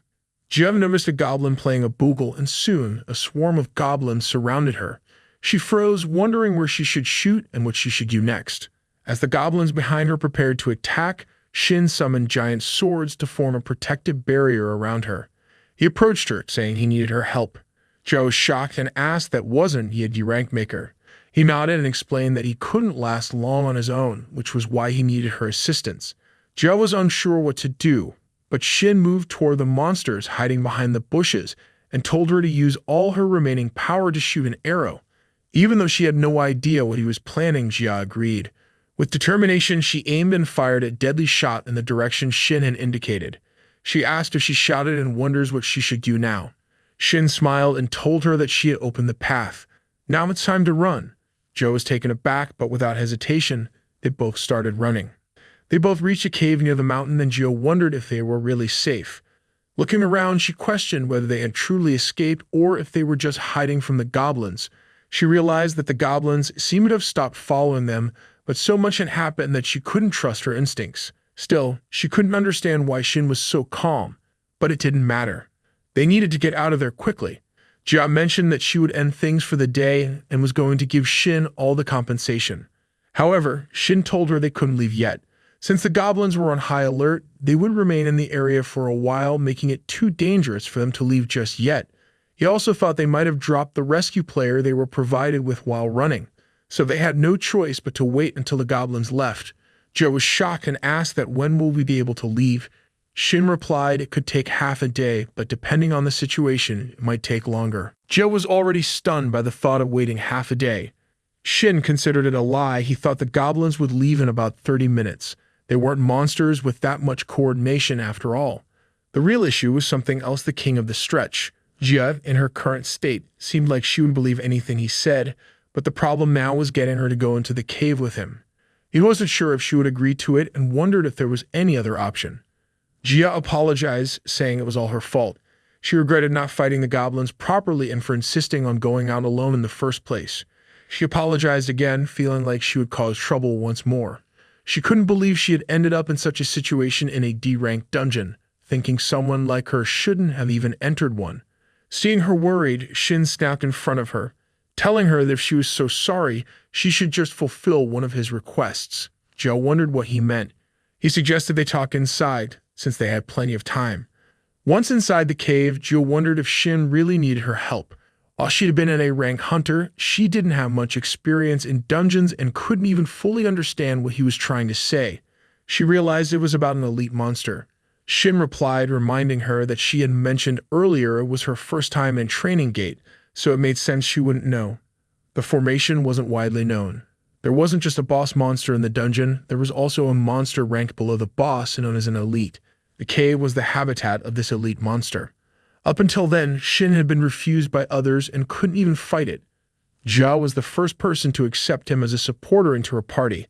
Seeing her reaction, Shin wondered if his request had been too awkward. Jia agreed to help if he was fine with it. She thought it was the right thing to do, especially since he had helped her escape from a dangerous situation. She understood how painful it was to be unable to join a party and wanted to repay him for that. As Joe was thinking about helping Shin, the mana detection machine suddenly beeped. The elite monster had arrived. Jia quickly told Shin to get back. She reasoned that even though it was an elite monster, it was still from a D-ranked dungeon, so if she could just land one hit, they would be able to take it down. Jia fired an arrow at the elite, but the monster blocked it with its weapon.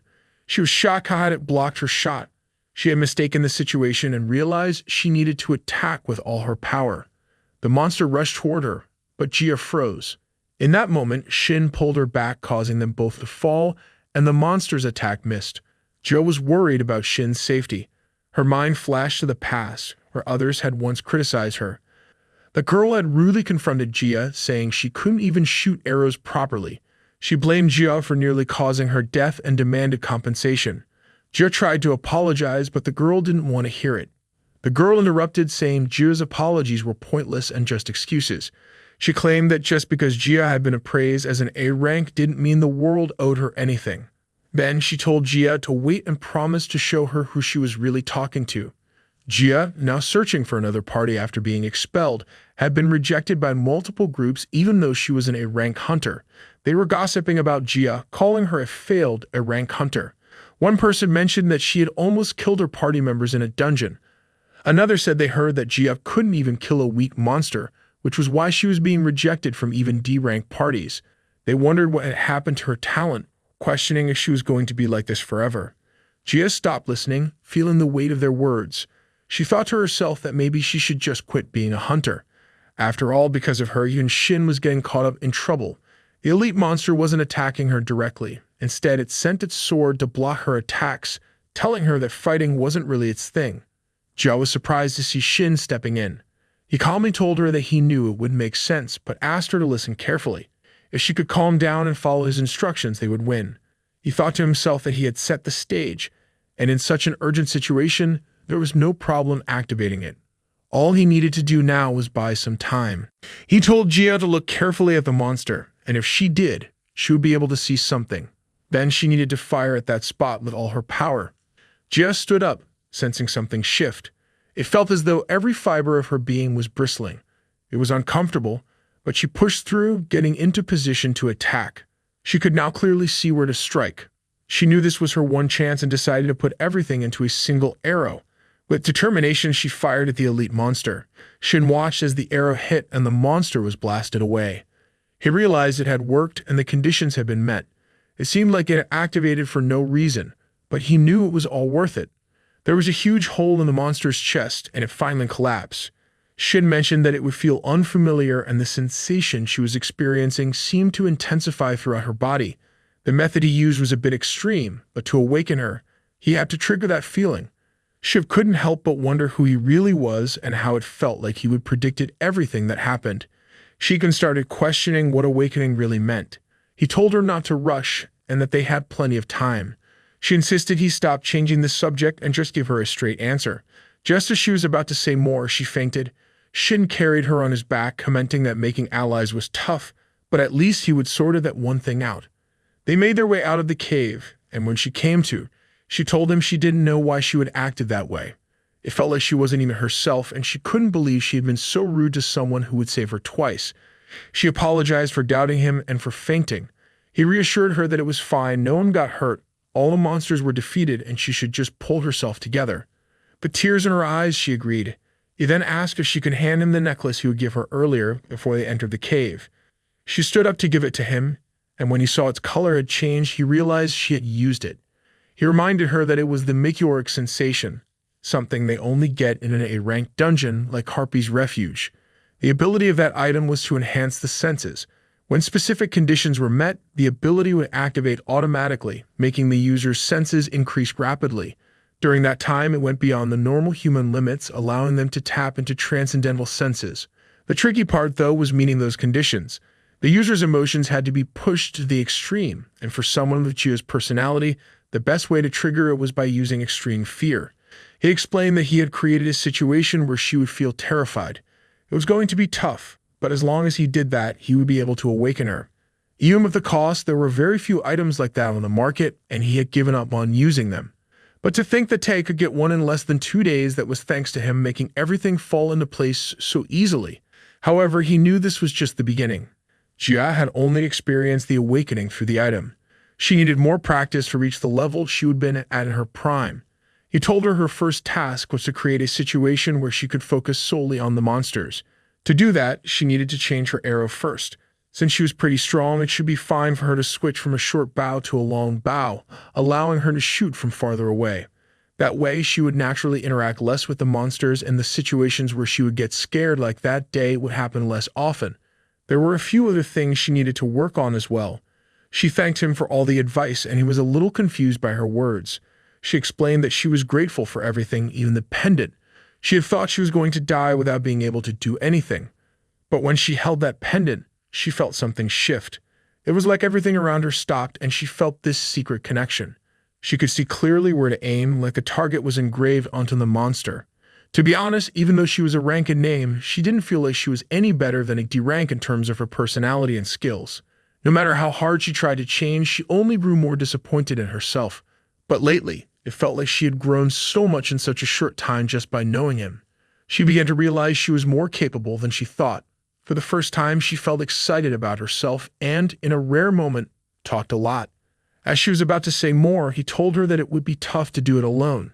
He gave her his number, so if she ever needed him, she could reach out. She smiled, happy to accept, and promised to share her number too. Just as she was about to, he got an urgent message from Ta and decided to contact him once they were out. The scene shifted to the Hunter Association headquarters, where Ta was on the phone with Shin. After thanking Shin, Tay said he would contact him after the briefing. Tay agreed to help him if he could, and then mentioned that the item Shin had given him last time had been incredibly useful. Shin was already out of the training area and parting ways with Jia. Tai expressed relief that the item had helped and thanked Shin for agreeing to assist him, then ended the call. While Tai was waiting in her room, Min came in saying that the association president had sent word and they could move out now. They both left the room, and as they walked, Min wondered about the unusual situation. Usually, the president would send an official document, but today he was summoning Ta personally. The commissions sent through official channels were always tough, so if the president was calling him in, it might mean an S-rank gate had appeared again. Tae reassured her that it was fine since Shin had agreed to help as well. He said if Tae just fought like he had before, there wouldn't be any danger. He felt it was the right decision to build a connection with Shin. Min noticed Ta seemed in a much better mood after the Araxini dungeon raid. She guessed it had something to do with that mysterious maker. He had been acting differently ever since, and she couldn't help but wonder about the unlimited support. She also found it shocking that the guild master would offer such generous conditions. Even though Tae was no longer in the berserker class, which made it hard to control emotions, he was more calculated and cool-headed than anyone. Min couldn't help but wonder if Shin was more capable than she initially thought. But then again, there was no way a D-rank would be able to create a weapon that would satisfy someone like Ta. Since Ta didn't bring up Shin often, Min decided she would need to look into it herself. They both arrived in front of her room to meet a man who greeted Ta, asking if he had come alone. Ta wondered if someone else was supposed to be with him. The man replied that from what he had heard, 2 guild masters were supposed to come, but since Ta came alone, he could head inside first. Ta then asked if the man knew who the other guild master was. The man said the other guild master had just arrived. A voice called out to Ta, asking if it was really him and mentioning that Ta had been very active lately. Ta and Min turned around, recognizing the person who clearly pissed him off. The man commented that he hadn't thought it would be enough just to see him there. The other guild master was Kim Mi-hyuk, and he had come to take a jab at Ta, wondering who he was and whether he was the guild master. Ta thought to himself that Kim was incredibly annoying. Kim stepped closer, saying that Tae's guild was capable, but he needed to correct himself. It wasn't the overkill guild that was the problem, but rather the guild master himself. Ta told Kim he wasn't free enough to entertain his ridiculous provocations. Kim shrugged, saying that Ta must be busy purposely choosing and touring low-ranked dungeons and probably wanted some comfort from rookies in low-ranked gates. Min was seething with anger at Kim's words about Ta.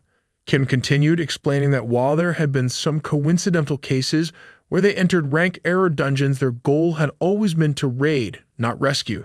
They had gone in on their own terms. Just as Min was about to argue back, Ta stopped her and told the man at the door to open it. He explained that they were there to meet the president. The man agreed, opening the door and mentioning to the president that the 2 guild masters had arrived. The president responded that he could hear them coming and that those 2 were as troublesome as ever. They entered to speak with the president, while Min, who wasn't part of the conversation, stayed outside. She sat down on the floor and a man handed her a cup of tea. She thanked him for it. Inside, President Han Xiumin told Ta and Kim that Heaven had urgently requested both of them 3 days ago after a strange head appeared and disappeared in the suburbs. Ta wondered if it was a rank error dungeon. Xiumin shook his head, denying that there hadn't been enough confirmation and it wasn't even possible to measure the mana of the gate. Kim was shocked to hear that. Ta thought it was strange that a gate had appeared that couldn't even be measured. Normally, the rank of a gate was determined in 2 ways. First, a special measuring instrument was used to assess the mana of the gate itself, because generally the final calculated rank of the gate would match the rank of the monsters inside. The second method was by combining the reports from the scouts sent by the association. Xiumin continued, explaining that rank error dungeons happen when a gate's mana increases rapidly, but this situation was different since no measurements had even been made yet. Ta then asked if Xiumin had sent scouts to investigate. Xiumin mentioned that they had sent scouts 5 times, but none of them had returned. Kim pointed out that Xiumin didn't know the rank of the gate and had no information to share. He hadn't informed Kim about it right away either. It seemed like Xiumin wasn't just trying to shift the blame. They didn't know how long the gate with the unknown rank would stay open, and in that situation, if they left it unchecked, it wouldn't be surprising if monsters eventually broke through. There had been cases like that before, and every time it had been hell to deal with. Just as Xiumin was about to continue, he was interrupted by Ta, who pointed out that it was shameless. But as they said, this was an emergency situation. Xiumin insisted that he wouldn't take no for an answer and needed both guilds to work together and raid the unconfirmed gate. He had originally planned to send the Hyunmu Guild as well, but due to their sudden foreign dispatch, they couldn't join. This was serious enough to involve all three of the big guilds, and the deadline was in 2 days. He promised to prepare the support funds and reward money to the best of his ability. If they needed anything else, the association would do its best to provide. Ta thought for a moment and then asked if they had to create a team based only on guild members. Chiolman replied that it didn't matter, but since the gate's existence could cause chaos and panic among the public, they would only allow a small number of people whose identities were verified. Tae agreed with that. The scene shifted to the Shinhwa Guild, where Kim rushed in and threw his coat aside. The others welcomed him, and he asked them to create a team using only guild members, with ranks A or higher. He wanted them to choose who could depart in 2 days. Kim couldn't help but think that Tao must have a trick up his sleeve, and he didn't like the smile Ta had been wearing. Kim saw Ta as an annoying person, and he was determined to use this opportunity to put him in his place. He then asked to bring Kang Yurin onto the team, so he told them to call her. One of the women pointed out that Kang wasn't affiliated with their guild, and with her personality, she would probably reject the offer. Kim wondered who didn't already know that and insisted they bring her by any means necessary. He wanted to see her in front of him, and if they didn't, he warned them to be prepared to never work in that field again. The two were shocked but agreed to his orders. Kim thought it was actually better that Kang wasn't affiliated with any guild right now. He planned to scout her properly and use the opportunity to show Ta that even among the big guilds, there were different levels of strength. The scene shifted 2 days later in front of the mysterious gate. Tae was there with Shin, a man and a girl. The girl asked what time it was, noticing the others still weren't there. The man replied that there were 5 minutes left and that the Shinhwa Guild was always punctual, arriving right on time. The girl muttered that that was why she didn't like them no manners and joked that if they ever did learn some, she might shoot a hole in their heads. Just then, the man, who was the voice guild master, called her by name Sung Jaeger and gave her a light smack on the head. He warned her to watch her words. She remarked that he was really brutishly strong, to which he glared at her. Without warning, he started chasing her, and she quickly ran off. Shin told Ta that his guild members really had a great relationship. Ta replied that even though they might look like that, they were incredibly reliable during battle. He then thanked Shin again for coming, admitting that he would thought Shin would turn him down. Shin explained that he would already mentioned using the item Tae gave him, so he felt honored to help. He also pointed out that there was another reason. 5 days ago, a system window had appeared with a hidden quest that only a small number of players received. The selection for the quest hadn't even started yet, but he was already chosen. There was no reason for him to decline. He went on, saying that although the quests had extreme difficulty, clearing them would reward players with incredible rewards, and some people even awaken new abilities. To think it would be tied to that dungeon. Tae apologized on behalf of Kim, knowing the man's rudeness was inevitable. Kim and his team arrived, surprised that they were so early. He apologized, saying he had a lot of work, but it seemed like the Overkill Guild had plenty of time. He teased that they must be spending all their time on low-ranking gates. No wonder they had so much free time. The Vice Guild Master of Overkill Guild told Sung to ignore Kim and not give him any ammo. As she was about to respond, he shut her down, repeating to just ignore him. Shin reminded everyone that the rivalry between the guilds was still as bad as ever. It wasn't just an emotional battle anymore, it was all over the mass media, the constant debates about which guild was stronger. Kim looked at Shin and laughed, wondering if Shin was Ta's hidden card. He acted like he had something up his sleeve, but it seemed like it was just him. Kim then made fun of Shin's clothes, asking if he was on a trip. He was going too far. Raiding a dungeon was no joke, and it seemed like Shin just wanted to get carried. A girl stepped in and told Kim to stop getting mad they had a new member. Kang, who had overheard, asked if they hadn't said they had no time to waste. She didn't think they had time to argue, so they should hurry up and go. Sung was shocked to see Kang and wondered about the lineup of their party. She recognized Kang as the strongest element master in Korea, someone who could use all 6 elements and an S-rank sorcerer. Then, of course, there was Kim and Ta, an all-star lineup. She thought the raid would be a piece of cake, and that she would gladly let them carry her.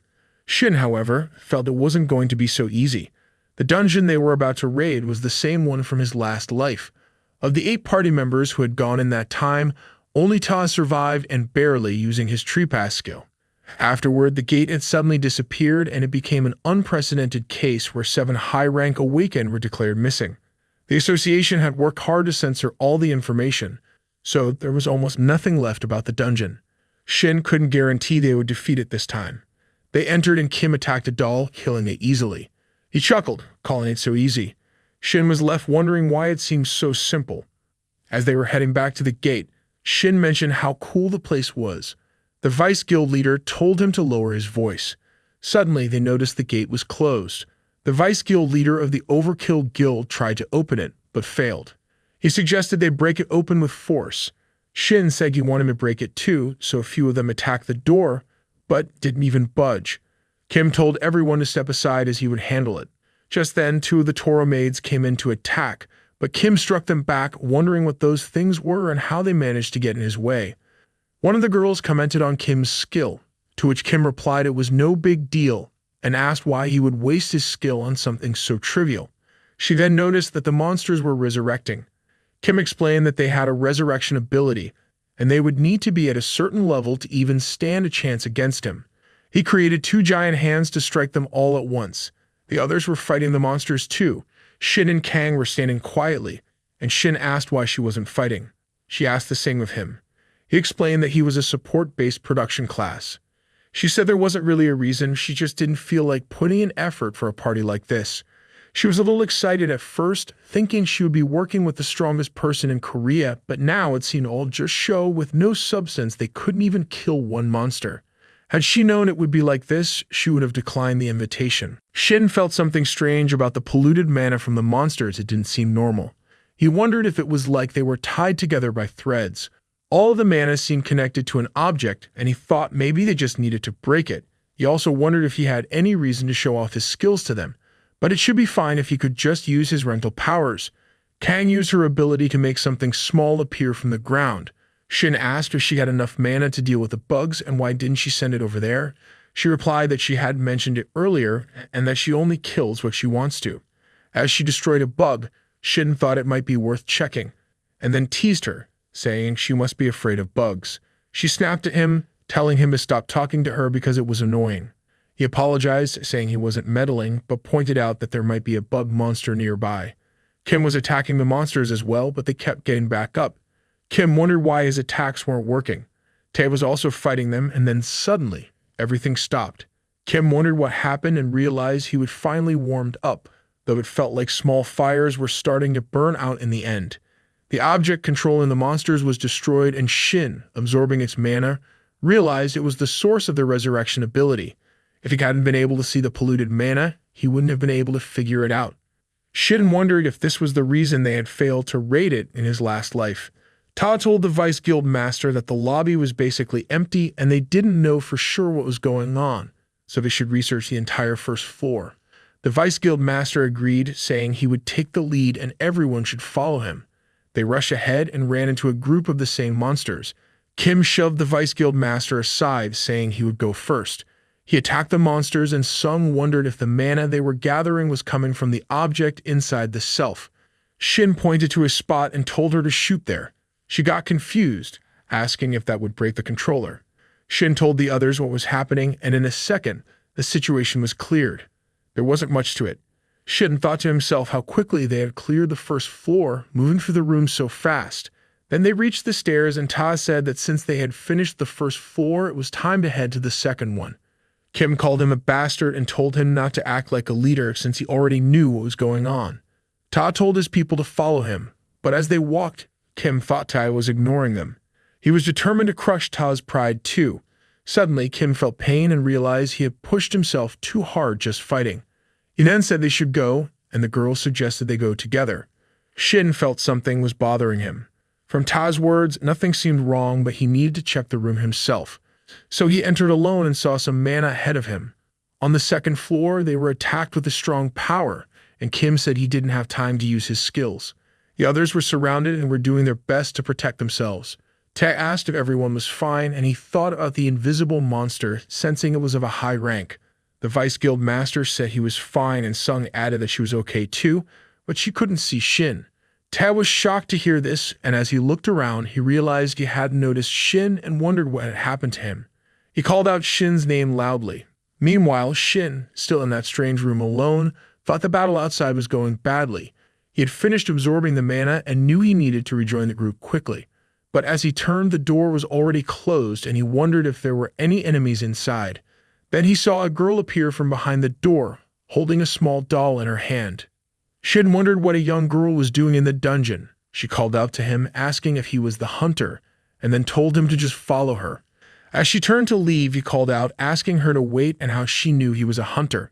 She replied that the lady downstairs had told her that a hunter would come to save her later and that they should leave together when that happened. Since he had made it all the way here, she figured he must be the hunter the lady had talked about. Shin wondered about that lady. They both headed downstairs and the girl asked him if he didn't know the lady. She thought it was strange, but she was sure that he was the hunter the lady had mentioned. Then the girl called out to the lady, saying it was time to get it together because the person she talked about had arrived. As Shin looked at her, he thought it seemed like she had suffered some mental damage from something. He excused her, saying he had been sent by the Hunter Association. When she heard that, she immediately got up, asking if he was really sent by them. He confirmed and mentioned that it must be a tough situation for her, but he wanted to understand what had happened. She got on her knees, visibly relieved, and thanked him. She then explained that she was the 4th scout sent into the dungeon. Since the first 3 scouts didn't return, she was ordered to investigate and search for them. However, as soon as she entered the dungeon, dolls from all directions started charging at her. She was taken aback and tried to leave through the gate, but for some reason, the door was closed and the wooden top was blocked, which trapped her inside. Shin thought they were in the same situation and asked if she knew what had happened to the other scouts. She nodded and explained that she had called out their names to check from the entrance, but something felt off. They seemed unconscious. Suddenly, the others tried to attack her, so she ran and ended up meeting the girl who had helped her a lot. She said the lady had played with her too much. Shin asked for the girl's name, and she replied that she was Elizabeth but preferred to be called Beth. He suggested they leave together for now, since staying there alone would be dangerous. She replied that the outside was even more dangerous. On the 2nd floor, they kept battling the invisible monsters. Ta felt the enemy's stealth was slowly wearing off and wondered if they were human-type monsters. Just then, a card fell, and Ta noticed the face on the card. It was similar to the one on the missing scout poster he had received from the association president. Sun also mentioned that the faces of the enemies seemed familiar. When Tae saw the card, he told everyone not to attack, as those were the missing scouts. Ta thought that stealth was a skill that couldn't be used again for a few minutes after its duration ended, and it carried the risk of greatly reducing movement speed. Right now, it would be difficult to knock them out easily. Suddenly, he heard Kim shouting, excited and thinking the monsters were finally learning how to use stealth. But then he realized they were just the scouts. As their speed slowed down, Kim said he would kill them with one punch. He attacked with a punch and Sung even shot at him, aiming for his nose. This only made Kim angrier. Kim asked if Ta had gone insane, pointing out that those weren't monsters, but people they needed to save. There might be a way to bring them back to normal.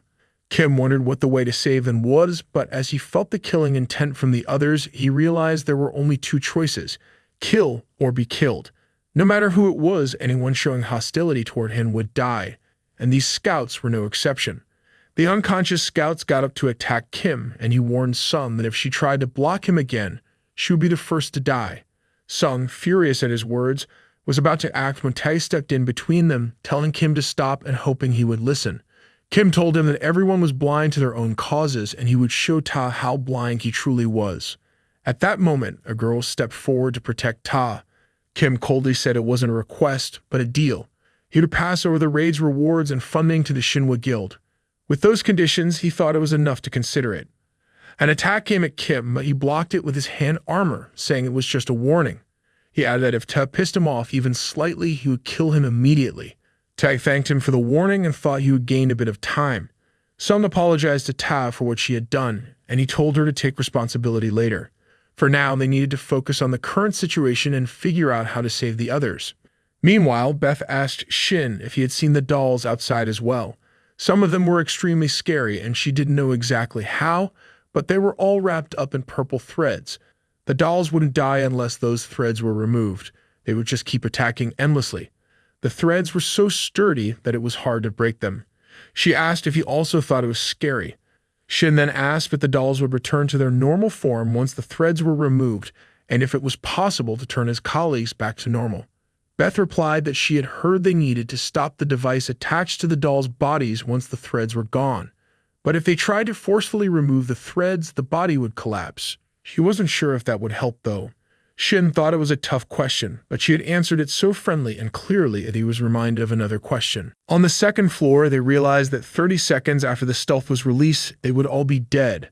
Sung seemed worried and asked Kang if she could help by blocking the movements with ice or something.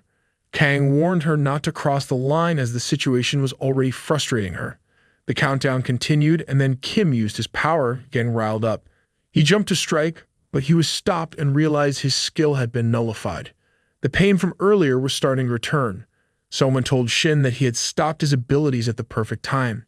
Shin was with Beth and said they were almost unable to save them, so it was time to leave it to him from now on. Tai asked where Shin had gone so suddenly. Shin replied that he needed to check something, but it wasn't a big deal, so there was no need to worry. Ta said it was a relief that nothing had happened. But since they were in a dungeon, he asked Shin not to do anything unexpected. They looked back and Shin told Ta that the scouts were starting to use stealth again. Ta moved ahead, telling Shin to stay back. The enemies passed by them, and Ta realized they would targeted Shin, so he warned him to be careful. Shin thought that it was thanks to the polluted mana threads that he could see their shapes. Ta blocked an attack to protect Shin. Shin said he could see the weak points on the dolls and would mark them, targeting them precisely to avoid damaging the main body. Tae agreed, wondering if Shin was talking about those blue shards. As Shin pointed out the targets, Tae attacked and successfully took one down. He thought it worked and realized they couldn't really target them like that. Shin mentioned that the circular device in the center was the weak point and told Ta to aim there. As they attacked, the dolls began to break down, and Ta wondered why they were suddenly breaking now when they hadn't earlier. After defeating them, Tae asked Shin if he had found anything on the first floor when checked earlier. Shin explained that there wasn't anything special, but he had been investigating the dungeon on his own when he happened to meet a surviving scout. The scout's condition wasn't great, so she hadn't come up with them, but Shin was able to hear about the situation from her and also discovered the scout's weak point. Ta then asked about the child. Shin mentioned that Beth had helped him find the scout, and it seemed her parents were trapped in the dungeon. When Kim looked at Beth, he said something seemed suspicious. Sung asked him what exactly seemed suspicious. Kim wondered if he had said something wrong and logically questioned how there could be a normal girl involved. The gate was a closely guarded secret, and although it might seem like it had been neglected, the association had been monitoring it every second. There was no way anyone could have gotten in. Ta mentioned he understood Kim's thoughts, but it wasn't wise to jump to conclusions so quickly. Kim snapped, saying they were just fixated on finding faults in what he said. He added that they would only kept wandering around because he had been taking it easy on them. Kim wondered if he should just kill all the guild members while he had the chance. Ta told Kim he wasn't one for pointless fights, but he felt it was necessary to give Kim a lesson in maintaining harmony during raids. Their eyes all turned a violet hue, and Sung said Kim was acting like he was above them, so it was time to set things straight using this opportunity. The girl on Kim's side wondered why Sung was acting like he was above them. Instead of saying useless things, why didn't she stop Ta? What would she do if Ta ended up getting killed? Some wondered who the girl thought was going to die and if she really believed Ta would lose. The girl agreed, saying it would be Ta, and told Sung to hurry and stop him. Kim was getting angry, wondering if Sung could even carry her guild master out of there once he was unconscious. Ta was also getting furious. Both of them were charged up with their powers, challenging each other.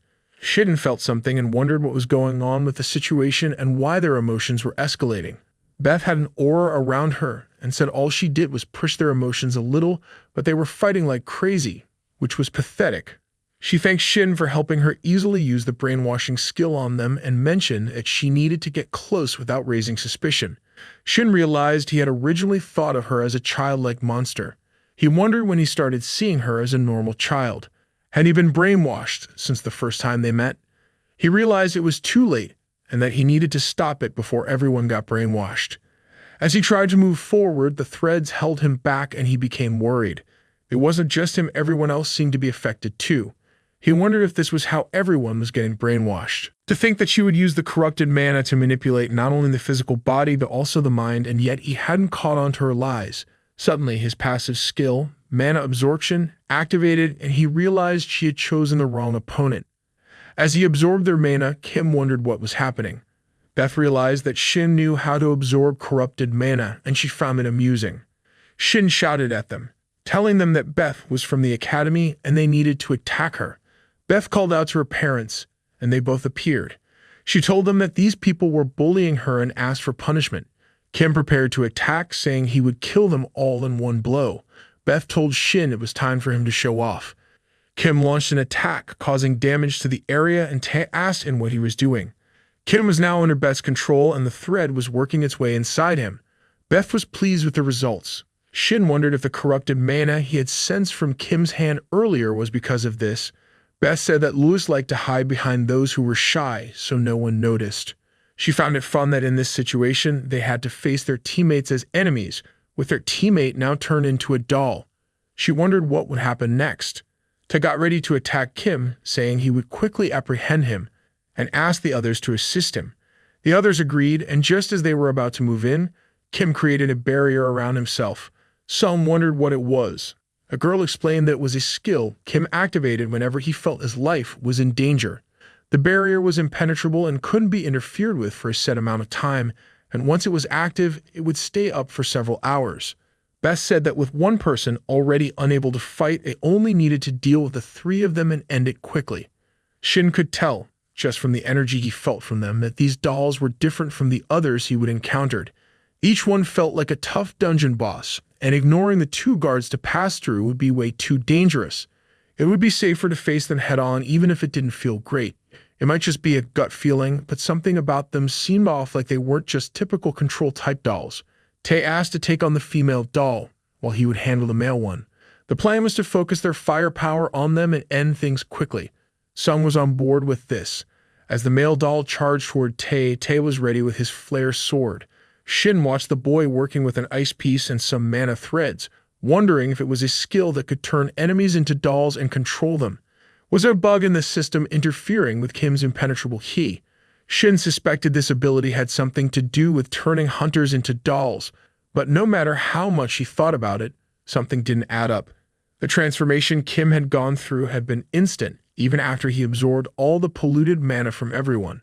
So before he used his mana absorption, when everyone, himself included, was tied up in the polluted mana threads, Beth had the chance to turn them into dolls. But she didn't do it. While the other members were fighting, Shin kept thinking, if Beth was just playing with them, why would she reveal herself? Not only did she lead him to the list scout, but she also taught him the weak points of those who had turned into dolls. After gaining his trust, she quickly showed her true colors, making everything meaningless. No matter how much he thought about it, something felt off. These weren't the actions of someone who enjoyed internal conflict. It was almost as if she was being forced to fight. Kim managed to land a hit on Tai, and Shin noted his incredible durability. But with the weapon Shin had made for Tai, he could channel his power into it and maintain control, making it ready to explode. Shin kept thinking it was unfortunate, but at least they had the weapon for situations like this. Then Sung called out to the Vice Guild Master, saying it was enough and that it should be soft enough now. She fired an enhanced bullet, creating a massive hole in the chest of the doll, but it was still alive. Tae, fighting Kim, realized things were trickier than he expected. What surprised him most was that there were no variables other than simple physical attacks. He found there was only one left to worry about. While he was concerned about metal-type attacks, he knew that as a berserker, he could resist them to some extent. He then told everyone to stay prepared. Unless there were other orders, they needed to watch out for mental attacks